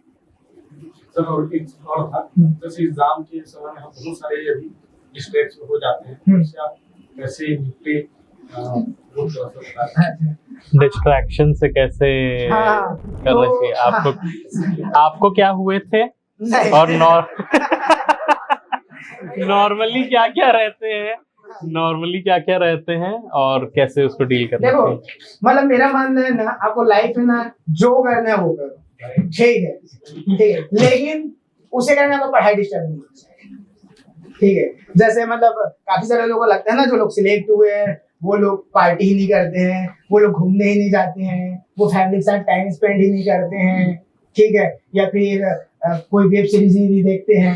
मैं मतलब कितना है 19 से 21 के बीच का ऐसा कोई वेब सीरीज नहीं होगा जो मैं नहीं देखूंगा, जितने फेमस थे मैं सारे देखा हूँ, ठीक है। उसमें मैं 19 से 21 के मैं जितना मैं घूमा उतना कोई कॉलेज का स्टूडेंट नहीं घूमा, ठीक है। लेकिन आपको ना बताया ना, आप अपना पढ़ाई का ना शेड्यूल फिक्स रखिए कि मेरे को इतने दिन में इतना सब्जेक्ट खत्म करना ही है, उसमें से आपका टाइम मिल गया, ठीक है, तो आप घूमने भी जा सकते हैं। अब जैसे डेली का है कि आप सुबह 8 से रात को 8 तक पढ़ना है, या फिर मेरे को ये पर्टिकुलर टॉपिक खत्म करना है, वो चीज खत्म हो सकता है तो आप वेब सीरीज कीजिए, किसी के साथ चैट कीजिए, आपकी मर्जी, ठीक है। तो जैसे पढ़ रहे हैं, जैसे टॉपिक करे छत्तीसगढ़ ये राजवंश वगैरह का, कि उसको क्वेश्चन करने से राजा लोग में कंफ्यूजन हो जाता है कि उस वक्त पढ़ एक बार क्वेश्चन रिपीट कर लेते, बहुत धीरे बोल रहे हैं ना, तो एक्चुअली यहाँ पर रिकॉर्ड नहीं होगा तो दिक्कत होगी। मतलब बहुत सारे राजाओं को पढ़ लेते हैं तो फिर कौन किसका राजा कौन किसकी रानी वाला दिक्कत रहता है। हाँ, मेरे को खुद इतना कंफ्यूजन होता है ना कि कौन राजर्षि तुल्य वंश का है, या फिर कौन उधर जो थे, कौन मकाटक है, कौन कलचुरी है। नहीं, कलचुरी वाले तो ऐसे याद हो जाते थे क्योंकि उनके बारे में थोड़ा स्टोरी पढ़ने को मिलता था, फेमस थे। बाकी हाँ कंफ्यूजन तो होता है, तो उसमें आप ना सारे राजा को याद मत करो, हर वंश में ना कोई एक जन ना फेमस रहा है, ठीक है, जिन्होंने उस वंश का नाम आगे बढ़ाया है, ठीक है। तो आप ना केवल जैसे पांडु वंश में जाओगे तो महाशिवगुप्त बालार्जुन हो गया, ठीक है, फिर तिवरदेव हो गए, ठीक है। तो ऐसे जो फेमस लोग थे ना उनको याद रखो, बाकी को ना छोड़ दो, क्योंकि हर वंश में अगर आप 6-6, 7-7 नाम याद करने जाओगे ना तो बहुत कंफ्यूजन होगा। एक ट्रिक और रहता है उसमें, हर वंश के नाम की स्पेसिफिक ना पीछे कुछ, जैसे किसी के पीछे में सबके नाम में सेन लिखा है, ठीक है। तो इस तरह से हर वंश में ना कुछ कोड रहता है, तो आप उससे भी उसको कर सकते हो। जैसे सर मेन से निकल गया, उसके बाद अगर हम इंटरव्यू देने के लिए जाते हैं तो अपने आप को हम कैसे वहाँ प्रेजेंट करें उनके सामने में, क्योंकि लोग विशेषज्ञ होते हैं, इतने शिक्षाविद होते हैं, तो ऐसे मतलब कैसे अपने उत्तर उनके सामने वैसे रखें, उनको ऐसा लगना चाहिए कि नहीं, इंटरव्यू के लिए हाँ, आप ठीक है, मैं समझ कैसे आप गया। प्रिपेयर हाँ, देखिए मतलब ना, पहली बात ना, वहां पर आपको ना बिल्कुल ना नॉर्मल आंसर देना है, ठीक है। इतना वो ही जानते हैं कि पीएससी के स्टूडेंट है, ठीक है, कोई मतलब वहां पर कोई आईएएस ऑफिसर है, ड्यूटी कलेक्टर, तो उनके सामने बैठा नहीं है कि स्टूडेंट ही बैठा है, ठीक है। तो आपसे बहुत ज्यादा वो ऐसा अपेक्षा नहीं करते हैं कि आप बहुत अच्छा कोई आंसर दोगे। हाँ, वो बैकग्राउंड देखेंगे, अगर आप हिस्ट्री आपका बैकग्राउंड है और आप हिस्ट्री के क्वेश्चन ही आंसर नहीं कर पा रहे हो तो वो दिक्कत जाता है। बाकी आप नॉर्मल आंसर। और एक चीज और बता दूं, जितने भी कोचिंग के मॉक इंटरव्यू आप देने जाओगे ना, पता नहीं है लोग अलग से एकदम ऐसा भयानक टाइप का माहौल बना के रखते हैं कि इंटरव्यू में ऐसा होता है वैसा होता है, कुछ नहीं होता है, ठीक है, ठीक है। बिल्कुल वो लोग जाओगे एकदम ना आराम से बैठे रहते हैं, आपको बैठाएंगे, ठीक है। अगर चेहरे में वो लगेगा ना, मतलब लगेगा थोड़ा सा डरा सहमा हुआ है, तो थोड़ा सा लोग कोशिश भी करते हैं नॉर्मल हो जाए करके, ठीक है। बस इतना रखना है कि बिल्कुल ठीक ठाक कपड़े पहन के जाना है, फॉर्मल, आराम से बैठना है। और जो भी आंसर मतलब वो क्वेश्चन पूछेंगे ना, थोड़ा सा सोच के उसका एकदम शालीनता से सरल शब्दों में ना आंसर देना है। और ऐसा बोलना है कि ना सामने वाले कम से कम समझ तो आए, ठीक है। बोलते हैं थोड़ा सा धीरे बोलना चाहिए, जो मेरे से कभी हो नहीं पाया, ठीक है। कोशिश करना आराम से बोलना, मेरे स्पीड से मत बोलना, ठीक है। और वो लोग विशेषज्ञ रहते हैं, लेकिन ना ठीक है, इस चीज को लोग ना समझते हैं, तो उसे ना घबराने की जरूरत नहीं है। अब बनावटी आंसर मतलब बनावटी या फिर एकदम आदर्श टाइप का आंसर दोगे ना, तो यार उतना उनको भी मालूम है ना, वो लोग भी तो छत्तीसगढ़ के हैं, ठीक है। कौन कितना पानी में उनको पता रहता है। थोड़ा सर मेंस आंसर राइटिंग की वजह से आपने बताया कि स्टार्टिंग में पहले पढ़ो उसके बाद आंसर राइटिंग है। तो सर होता ये है कि जैसे हम अपन एक सब्जेक्ट कंप्लीट किया, दर्शन शास्त्री कंप्लीट किया, उसके बाद जैसे आंसर राइटिंग करने स्टार्ट किए, तो जो पीछे पढ़े रहते हैं वो भूल जाते हैं, आंसर राइटिंग करते टाइम याद नहीं आता कि पढ़े क्या। ठीक है, तो देखो जैसे मैं ना, जब मैं अपना बता रहा हूँ पहले, जैसे मैं जब पहली बार जिस समय याद किया था ना, तो उस समय मैं क्या किया था ना, लिख लिख के याद किया था। अब लिख के याद किया था मतलब ऐसा नहीं है कि वो टॉपिक को मैं 2 नंबर में टाइप कर रहा हूँ, 4 नंबर में, ऐसा नहीं। एक पेज पढ़ा, याद कर लिया, ठीक है, मतलब उस पेज को पढ़ा, कॉपी बंद किया, फिर उसको फिर मन में ऐसी कि हाँ मेरे को याद है कि नहीं, हाँ ठीक है, चीजें याद आ जा रही है, फिर उसी चीज को फिर एक बार कॉपी में लिख के देखा। ऐसा करके जब मैं याद कर लिया, ठीक है। इसके बाद याद करने के बाद फिर ना, जब ये सारा प्रोसेस कंप्लीट हो गया था ना याद करने वाला, तो मैं बताया ना, मैं उसके लिए ना फिर ना सिनॉप्सिस बनाया था, ठीक है। तो आप 1 हफ्ता पढ़ लिए, ठीक है। फिर टेस्ट पेपर लिखने से पहले ना एक बार सिनॉप्सिस पलटा लेना। सिनॉप्सिस पलटाने में मुश्किल से आधा से 1 घंटे लगता है, ठीक है। 1 घंटे में क्या है ना, आप देख लिया, हाँ ये टॉपिक है, इसके अंदर ये पॉइंट है। अब चीजों को तो आप ताजा ताजा पढ़े ही हो, ठीक है, पॉइंट देखो, आपको सारा चीज याद हो जाएगा, फिर उसके बाद तुरंत लिख लो, ठीक है। सिनॉप्सिस ना वहीं पर काम आता है रिवीजन के लिए। तो अगर आपको ऐसा दिक्कत जा रहा है ना कि पूरा याद करने के बाद टेस्ट देने जा रहे हो और कुछ याद ही नहीं आ रहा करके, तो उसके लिए ना आप बिल्कुल सिनॉप्सिस बनाइए।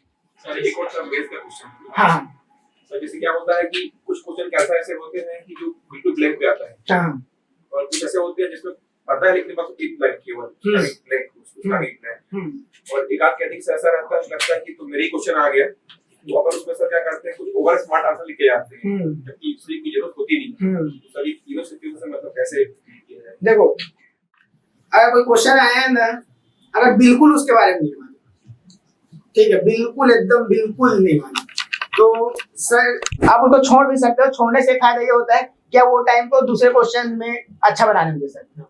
या फिर इसमें ये भी कर सकते हो कि आपको लगता है कि ये चीज इस टॉपिक से या इस फील्ड से रिलेटेड हो सकता है, तो तुक्का भी ट्राई कर सकते हो। कभी कभी तुक्का लग भी जाता है, ठीक है। उसके बाद जैसे दूसरा चीज बोले कि जिसके बारे में केवल थोड़ा सा मालूम है, ठीक है, तो जो थोड़ा सा मालूम वाला है ना, उसको ना अपना पैराग्राफ में लिखना। पैराग्राफ में लिखोगे तो क्या होता है ना, उसको ना खींचते बनना, ठीक है। और जो चीज थोड़ा सा ही मालूम है ना, तो जो थोड़ा सा ही मालूम है ना, तो उस थोड़े के नीचे अंडरलाइन करना, बाकी को छोड़ देना, ताकि उसको आपको जो जितना वो है वही दिखे। फिर जो आंसर आपको बहुत अच्छे से मालूम है, तो बहुत अच्छे से मालूम वाले आंसर को आप बिल्कुल पॉइंट में लिख सकते हो। तो कुछ मत करो, जितने नंबर का आंसर है कि उस हिसाब से 1 2 3 4 करके पॉइंट बनाओ और सारे पॉइंट को लिखो और उसके नीचे ना अंडरलाइन करो। उससे ज्यादा आपको और ज्यादा करने की जरूरत नहीं है। सर जैसे होता है कि जैसे अपन मेल्स को लिखते हुए उसके रिकॉर्डिंग अपने नोट्स बनाते हैं, हाँ कभी कभी ऐसा लगता है कि इसको तो प्री वाले भी और बहुत सारे ऐड करेगा, अगर हो सकता है कि प्री इतना भर दिए कि मेल्स के मतलब मैं समझ नहीं पा रहा हूँ, फिर रिपीट कर। जैसे पूरा बुक पढ़ लिया, हाँ बुक पढ़ने के बाद मेल्स के तो अपने आंसर राइटिंग के लिए पूरे नोट्स बनाने हैं, हाँ नोट्स बना रहे हैं लेकिन एक डर भी रहता है यार ये क्वेश्चन तो प्रीव्यू में आ सकता है, मतलब जो चीजें मेंस में नहीं है, ठीक है, अब उसके चक्कर में मतलब बहुत सारे नोट्स बना रहे हैं।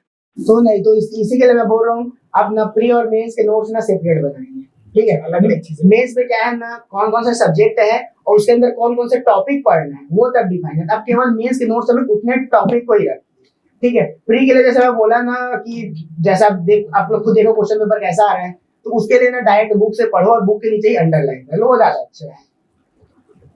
अलग अलग सेपरेट प्री और मेंस नोट्स साथ में बनाओगे दिक्कत होगी। जैसे हिस्ट्री का प्री का सिलेबस देखो क्या लिखा है, भारतीय इतिहास, भारतीय इतिहास में कुछ भी पूछ देगा। लेकिन आप मेंस का जाओगे ना तो प्राचीन मध्यकालीन आधुनिक तीनों में कौन कौन सा टॉपिक पढ़ना है तो सारा चीज दिया हुआ है, केवल आपको वही टॉपिक पढ़ना है। सर पेपर 7 में जो धारा से क्वेश्चन अभी आ रहे हैं 8 नंबर में भी आता है, 2 नंबर में आता है, 5 नंबर में आता है, तो ये धारा जो आता है उसको समझ नहीं आता, मतलब उसको तैयारी कहाँ से करें इतना सारा।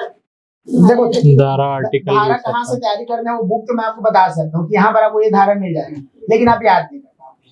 मतलब संविधान हम लोग इतने साल से पढ़ रहे हैं उसके अनुच्छेद अभी याद नहीं होंगे, ज्यादातर लोगों नहीं रहते, या फिर रहते भी हैं तो कुछ कुछ जो फेमस अनुच्छेद है वो याद रहते हैं, सारा जितना अनुच्छेद है वो तो सभी को याद नहीं रहता है, तो धारा आप उतना याद नहीं कर पाओगे। दूसरा क्या होता है ना कि ना इतने सारे कानून हैं, आप सबके धारा को सेपरेट सेपरेट याद तो कर लिए, लास्ट में कंफ्यूज हो जाओगे किसका धारा 3 और उसका धारा 4। जैसे किसी में विशेष न्यायालय है तो किसी के धारा 6 में विशेष न्यायालय है, किसी के धारा 7 में विशेष न्यायालय है, तो ना कंफ्यूजन क्रिएट करता है। तो मैं को सजेशन करूंगा ना धारा वाले से बचना, मतलब धारा वाले क्वेश्चन तो अभी हम लोग ट्रेनिंग में हम लोग इतने सारा धारा पढ़ने पड़ते हैं, अभी हम लोग को याद नहीं हो पाए तो समझ रहे हो ना। तो मैं छोड़ देता था, मेरे टाइम में जितने धारा वाले क्वेश्चन आए थे ना मैं सबको क्लियर मैं छोड़ के आ गया था। और अभी वाले शायद धारा वाले क्वेश्चन नहीं आए थे, जो लास्ट में उसमें धारा के क्वेश्चन नहीं थे, उसमें सीधा पूछा था कि इस कानून में प्रावधान क्या है, तो प्रावधान को सीधा सीधा लिख सकते हैं इसमें ये प्रावधान है। धारा याद है तो अच्छी बात है, नहीं तो उसके पीछे भागना मत। ऐसी राइटिंग में गवर्नमेंट की पॉजिटिव पॉइंट्स से कितना एक नेगेटिव उसकी आलोचना भी की सकते हैं। ऐसे में मतलब गवर्नमेंट की पॉलिसीज का गवर्नमेंट की जो आलोचना है ना उसको ना मतलब एकदम ऐसा नहीं करना कि गवर्नमेंट कुछ नहीं कर रही है, गवर्नमेंट भ्रष्ट है। आलोचना ऐसे करना है जिसको पॉजिटिव वे में ले जा सको। जैसे कि मैं एग्जांपल दे रहा हूँ, जैसे कि राजीव गांधी न्याय योजना चल रहा था, ठीक है, राजीव गांधी न्याय योजना या फिर ये गोधन न्याय योजना लेते हैं, ठीक है। गोधन न्याय योजना में क्या हुआ था कि जो था कि गोबर खरीदना है किसानों से, फिर जो खाद बनाना है उसको बेचना है। खाद बनाने का काम किसे दिया गया था, महिला स्व सहायता समूह को। अब गाँव को महिलाओं को खाद बनाना आता कहाँ है, उसके लिए ट्रेनिंग की जरूरत है कि नहीं, ठीक है। तो अभी तो वैसे ट्रेनिंग कार्यक्रम चालू हो गया, उस समय शुरुआत में बहुत कम ही थे या फिर नहीं थे, ऐसे टाइप का सिचुएशन था। तो उसमें इसमें लिख सकते हो कि आप इसमें ट्रेनिंग की कमी है, फिर उसी को आप सुझाव में लिख सकते हैं कि गवर्नमेंट को इसमें ट्रेनिंग प्रोवाइड कराना चाहिए, ठीक है। तो वो क्रिटिसाइज किस तरह से करना है, क्या मतलब क्रिटिसिज्म में वही पॉइंट डालना जिसमें आप अपना सुझाव दे सकते हैं। बहुत सही।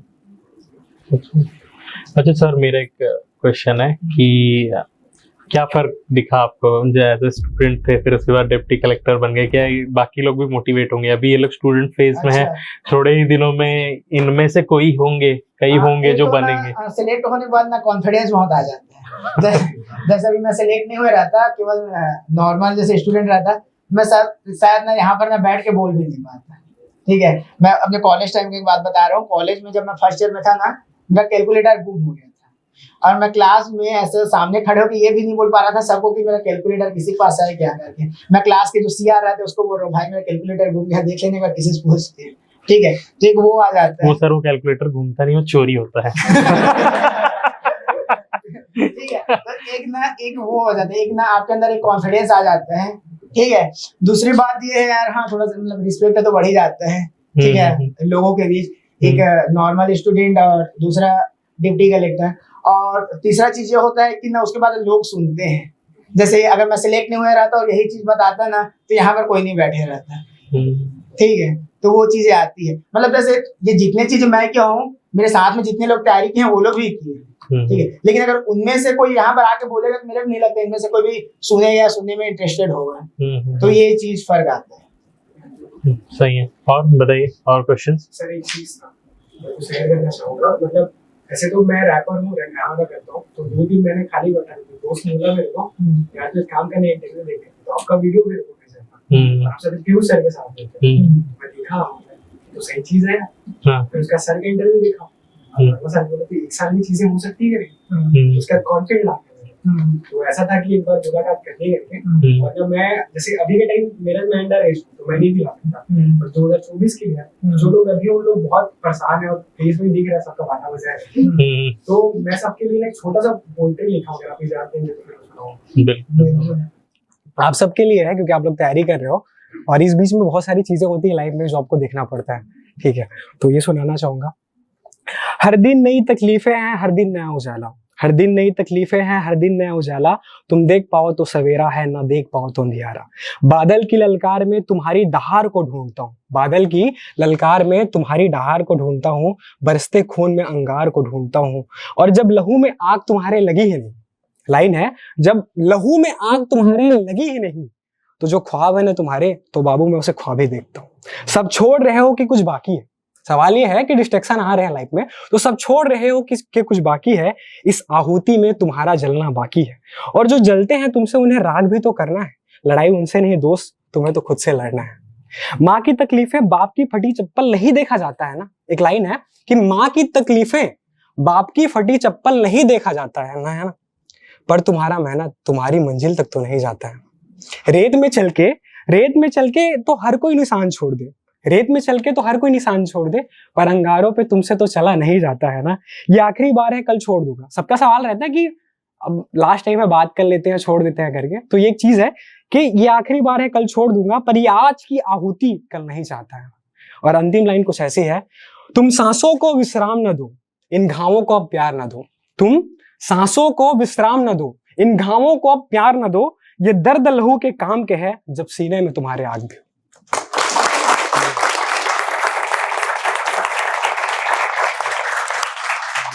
बहुत अच्छा, आपको थैंक यू सर। देखो पीएससी में ना जितना ना मेरा एक्सपीरियंस रहा है ना, उसमें ना मैं 2-3 पॉइंट बोलना चाहूंगा जिसको मतलब आपको फॉलो करना चाहिए। पहला तो मैं जितना भी इसमें टाइम जो है जितना भी पढ़ा हूँ, ऐसा मेरा श्योर नहीं था कि निकल ही जाएगा या फिर डिप्टी कलेक्टर बन ही जाऊंगा करके, लेकिन जितना पढ़ा उससे इतना समझ में आया कि नहीं बहुत बड़ी चीज नहीं है, ठीक है। जितने भी आप देखो ना, ऐसा कोई रॉकेट साइंस तो नहीं पढ़ रहे हैं हम लोग, जो जनरल स्टडी के सब्जेक्ट है तो किया जा सकता है, ठीक है। दूसरा है यार कि ये ना एक दिन का चीज नहीं है, जैसे कि मेरा भले भाषा टाइम में निकला लेकिन टाइम तो मैंने काफी समय से दिया है ना, तो जितने इसको सिलेबस को कंप्लीट करने के लिए जो टाइम देना पड़ेगा वो तो आपको ना देना ही पड़ेगा, ठीक है, उसका ना कोई इलाज नहीं है।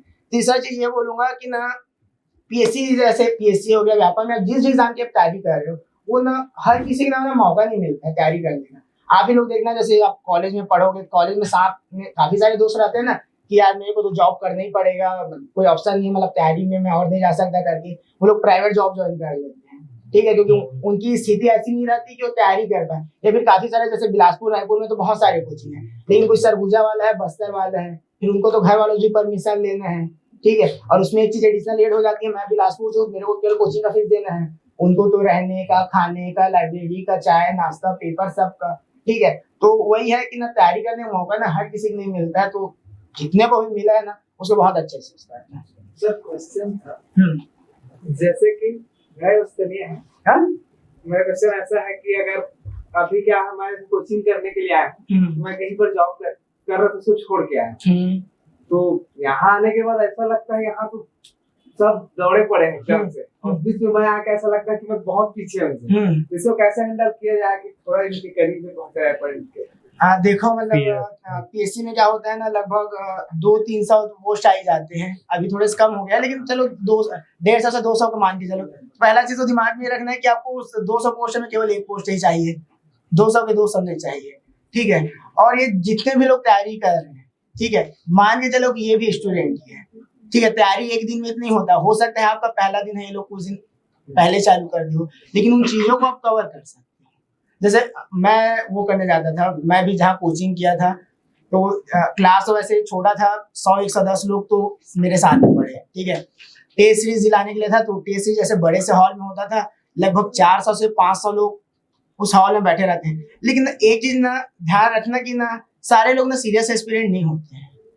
1 लाख लोग पीएससी की एग्जाम देंगे ना, उसमें से मुश्किल से 15 से 20 हजार सीरियस रहेंगे, ठीक है। उनमें से 10 हजार लोग रहेंगे जो ठीक से पढ़े होंगे, 5,000 ही ऐसे होंगे जिनका प्री मूव्स मतलब बिल्कुल नोट्स कंप्लीट है, अच्छे से पढ़े भी हैं, रिवीजन किए हैं। तो एकदम मतलब बिल्कुल ही सीरियस लेवल के स्टूडेंट आपको ना बहुत ही ना कम लोग मिलेंगे। तो अगर आपने अच्छे से तैयारी की है तो मान के चलो आपको निकलेंगे। जैसे कि हम लोग क्या था ना, हम लोग 4 दोस्त थे, जो हम लोग का जो ग्रुप बना हुआ था, ठीक है, प्री 4 का निकला था, 3 का मीन्स भी निकला, उनमें से 2 लोग सिलेक्ट भी हो गए, ठीक है। तो ये चीजें होती है। अगर आपकी तैयारी अच्छी है तो आपको ये नहीं देखना है कि मतलब कितने सारे लोग हैं, ठीक है, आपको एक ही पोस्ट चाहिए, बस उसी के लिए मेहनत करो। मैं इसमें एक चीज समराइज पहले भी इससे पहले बोला, चाहे कितनी भी भीड़ दिखे, इसमें से कंसिस्टेंट लोग बहुत कम है और वही रिजल्ट है ना सर? अब देखने ना मतलब अब देखो, जैसे यहाँ का तो मेरे को नहीं मालूम, जैसे मैं गांधी चौक में लाइब्रेरी जाता था तो आपको उनमें से ना काफी सारे लोग मिलेंगे कि अब जितने बार बाहर निकलोगे वो लोग आपको बाहर में ही मिलेंगे। ठीक है, रहते हैं ऐसे लोग, ठीक है। फिर कुछ लोग ऐसे रहते हैं कि जैसे प्री नहीं निकला तो फिर घर जाएंगे और घर से फिर अगले प्री के टाइम आएंगे, ठीक है। तो ऐसे लोगों से आपको नहीं डरना है, आपका कंपटीशन केवल उन्हीं लोगों से है जो लोग सीरियसली और कंटिन्यू पढ़ाई कर रहे हैं। मैं एक प्राइवेट जॉब कर रहा हूँ और मैं लाइब्रेरी भी नहीं जा पाता हूँ, कोचिंग भी नहीं जा पाता हूँ, मुझे कैसे तैयारी करना? जॉब के साथ कैसे? देखो आपके जॉब के साथ ना मतलब पढ़ना ना मतलब बहुत आसान नहीं होता है, ठीक है, क्योंकि अब दिन भर उधर का थकान भी है। लेकिन आप ये कोशिश कीजिए कि जितना से ज्यादा टाइम, जैसे वीकेंड में जो ब्रेक मिल रहा है, सुबह जाने से पहले जो टाइम मिल रहा है या फिर शाम को आने के बाद जो टाइम मिल रहा है, तो सारे टाइम को ना आपको अच्छे से यूटिलाइज करना है। और काफी सारे लोग हैं जो अपने साथ में, जो लोग ना जॉब के साथ साथ सिलेक्ट हुए भी हैं, ठीक है। तो ऐसा नहीं है। और ना इम्पोर्टेंट ये नहीं है कि ना आप दिन में 8 घंटा पढ़ रहे हो, 10 घंटा पढ़ रहे हो या 12 घंटा पढ़ रहे हो। इम्पोर्टेंट ये रहता है कि आप कंटिन्यू रोज कितना टाइम दे रहे हो। आप डेली 2 घंटा भी टाइम दोगे सीरियसली ना तो बहुत ज्यादा है। सर आपको ऐसे निमोरा जाके क्या फील होता है, मतलब कि मैं मतलब वो डिप्टी कलेक्टर वाला पोस्ट तो है ही, लेकिन ऐसा क्या चेंजिंग लगता है वहाँ पे मैं यहाँ पहुँच गया, ऐसा कुछ? एक और चीज, मतलब आप जैसे फंक्शंस में जाते होगे या हाँ कोई किसी के शादी का फंक्शन हो और या फिर मॉल वगैरह, तो ऐसे एकदम ऐसे होके जाते होगे क्या? हाँ लो जो करना है कर लो, ऐसा टाइप का कुछ? मैं ना दोनों क्वेश्चन का आंसर देता हूँ। पहले तो निमोरा का देता हूँ। निमोरा जब शुरुआत में गया था ना, ज्वाइनिंग हुआ गया, तो फिर शुरुआत में ना बहुत ज्यादा एकदम एक्साइटमेंट की हम लोग, हाँ इतने बड़े जगह में आ रहे हैं, मतलब डिप्टी कलेक्टर बन गए हैं। शुरू के 1-2 दिन, उसके बाद समझ में आ गया कि ये सब अपने जैसे ही है, ठीक है। और वहां पर ना मतलब आपको ना, जैसे आप लोगों को लगता होगा कि बहुत बड़ा चीज है, लेकिन वहां पर हम लोगों के लिए ऐसा हो गया है कि क्लास कर रहे हैं जैसे स्कूल कॉलेज में करते थे, स्कूल कॉलेज में जैसे मस्ती करते थे सेम वही भी है। स्कूल कॉलेज के जैसा ट्रिप होता है सेम ट्रिप निमोरा भी होता है। और जैसे स्कूल कॉलेज के दोस्तों के साथ हम लोग कहीं अलग से ट्रिप बनाते थे, तो सेम मतलब वहां पर जाओगे ना तो हफ्ता 1.5 हफ्ते बाद आपको अपनी वही स्कूल कॉलेज वाली ही फीलिंग आएगी, ठीक है। उसके बाद जैसे आपने कहा मॉल और शादी वाली फंक्शन में जाते हैं तो करके, तो जो ये शादी वाली फंक्शन है वो तो मैं बहुत ज्यादा अवॉइड करता हूँ। मतलब किसी दोस्त के घर है तो अलग बात है, नहीं तो नॉर्मली मैं नहीं जाता। तो दोस्तों के साथ तो वही हो जाता है कि आप दोस्त के लिए आप डिप्टी कलेक्टर हो, कलेक्टर हो, कुछ भी रहो, गाली दे के ही बात करेंगे।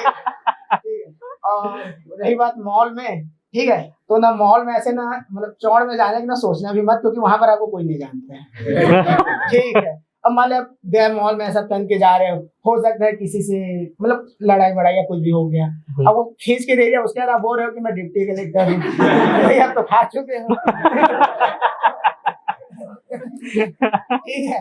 और दूसरा है यार, मतलब इस देश में सब बराबर है, आप आम इंसान हो चाहे डिप्टी कलेक्टर हो, तो नॉर्मली ही रहो। हाँ, जहाँ पर आप प्रोफेशनल हो, जैसे अब जहाँ पर आप पोस्टिंग है, जहाँ पर आप ऑफिशियल विजिट के लिए जा रहे हो, तो वहाँ पर तो 2-3 लोग साथ में भी जाते हैं, तो फिर वहां पर फिर सीना तान के जाओ। मैंने बहुत सारे ऑफिसर्स का इंटरव्यू लिया है। मैं खुद IIT बॉम्बे से हूँ। मैं IAS ऑफिसर्स, IFS ऑफिसर्स, ये सबसे मिल चुका, सब नॉर्मली होते हैं, ठीक है। हम लोग ऑफ द रिकॉर्ड सब गाली वाली दे के ही बात करते हैं, कुछ अपना बताएंगे। मैं भी नहीं बना था ना, तो लगता था कि हाँ यार मतलब डिप्टी कलेक्टर कोई बहुत बड़ा चीज होता होगा, बहुत बड़े, मतलब आपको एक चीज तो मैं बताना ही भूल गया था, मैं ना PGD से भी करके रखा हूँ, ठीक है। तो हाँ उस समय लगता था कि हाँ कोई मतलब बहुत बड़ा चीज होगा, लेकिन फिर बनने के बाद लगता है कि अच्छा यही तो है, ठीक है। कोई मतलब बनने के बाद ना ये बहुत बड़ी चीज नहीं रह जाती है, ठीक है, बड़ी चीज तभी तक रहता है जब आप नहीं बने। और ये एक चीज है कि ना आपके पहुंचने से पहले ना आपका पद पहुंच जाता है, मतलब बोलना भी नहीं पड़ता, सामने वाला अरे डिप्टी कलेक्टर है ना, ऐसा कुछ होता रहता होगा आपके साथ हाँ, कि वो तो है। और ना एक चीज वो है, जैसे आप सिलेक्ट भी हो जाओगे ना, तो सिलेक्ट होने के बाद आपको किनके बीच रहना है, अपने कलीग के बीच जो आपके ही बराबर के अधिकारी हैं, आपके दोस्तों के बीच जिनको घंटा फर्क नहीं पड़ता कि आप क्या हो, ठीक है।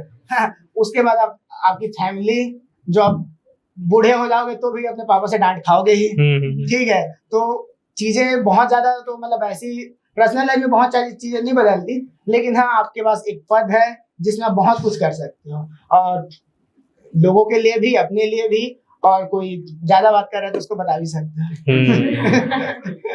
वही लोगों को मेन जानना है, क्योंकि कई लोग ऐसा हाँ। ठुकरा के मेरा प्यार वाले में आए होंगे, समझ गया।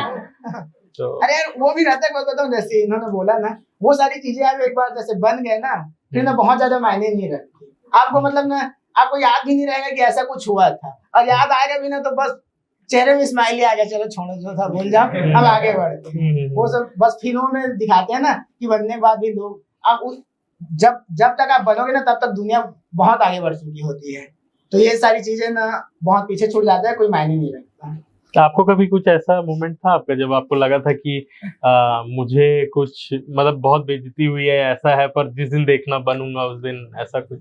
नहीं, मेरे साथ तो ऐसा मतलब कुछ खास नहीं हुआ है, क्योंकि ना मैं ज्यादातर मतलब अपने दोस्तों और फैमिली हो गए उनके क्लोज सर्कल में ही रहा हूँ, तो ऐसा कोई मतलब स्पेशल मोमेंट तो नहीं हुआ था। हाँ मतलब कई बार ऐसा हो जाता था ना, जैसे अब बिलासपुर में हो और पीएससी की तैयारी कर रहे हो, अगर कोई पूछे ना पीएससी की तैयारी वो क्या कर रहे हो, बोल दे पीएससी, तो यही उधर से आता है कि हाँ सब बेरोजगार यही तो कर रहे हैं, हाँ। ठीक है, यही सिर्फ लाया। मतलब मेरे को कोई भी बोलता था ना कि क्या कर रहे हो, मैं बोलता कुछ नहीं, बेरोजगार ही हूँ। फिर पूछता था किसी एग्जाम की प्रिपरेशन कर रहे हो, तो मन किया तो बोल दिया हाँ पीएससी कर रहे हो करके, तो फिर उसके बाद आप सिलेक्ट हो गए तो हाँ बताने को तो रहता है कि मैं ये हूँ। मैं तो अपने स्टूडेंट्स को डायरेक्टली बोलता हूँ, मत बताओ किसी को, वैसे भी कोई जान के क्या कर लेगा, है ना, आपको नहीं, पर अगर जान जाएगा तो ये रिजल्ट के टाइम पे फोन करेगा कि हाँ मोनू बताओ कैसा रहा करके, हम तो बोलते ही हैं, सच मत बताओ, एंजॉय कर रहे हैं बोल दो। जैसे हम लोग वो था ना कॉलेज में भी थे, तो जैसे कोई पूछ दिया, जैसे कोई प्रोफेसर ही पूछ दिया, या फिर कोई मतलब दूसरे ब्रांच वाले ऐसी, और मतलब तेरे को आगे क्या करना है, या फिर किसी चीज का तैयारी की हो क्या, अब वहां पर अगर मैं बोल दिया मैं पीएससी की तैयारी कर रहा हूँ, तो फिर वो दुनिया भर का ज्ञान अलग बांटेंगे, ठीक है। तो हम लोग बोलते थे नहीं भाई बढ़िया मस्त रूम में सो रहे हैं, खेल रहे हैं, कूद रहे हैं। मतलब एक बार तो प्रोफेसर, कॉलेज के प्रोफेसर थे, वो हम लोग 4 दोस्तों का हम लोग का ग्रुप था, प्रोजेक्ट का प्रेजेंटेशन थे, उसके बाद पूछते हैं तुम लोग दिन भर करते क्या हो, न तुम लोग पढ़ाई करते हो, न इधर उधर मतलब किसी एक्टिविटी में पार्टिसिपेट करते हो, ना तुम्हारी कोई गर्लफ्रेंड है, तो दिन भर तुम्हारा टाइम पास कैसे होता है। तो उस समय कुछ उनको बना बनाया बताए थे, ठीक है, बट वही है कि आप जो कर रहे हो आपको मालूम है।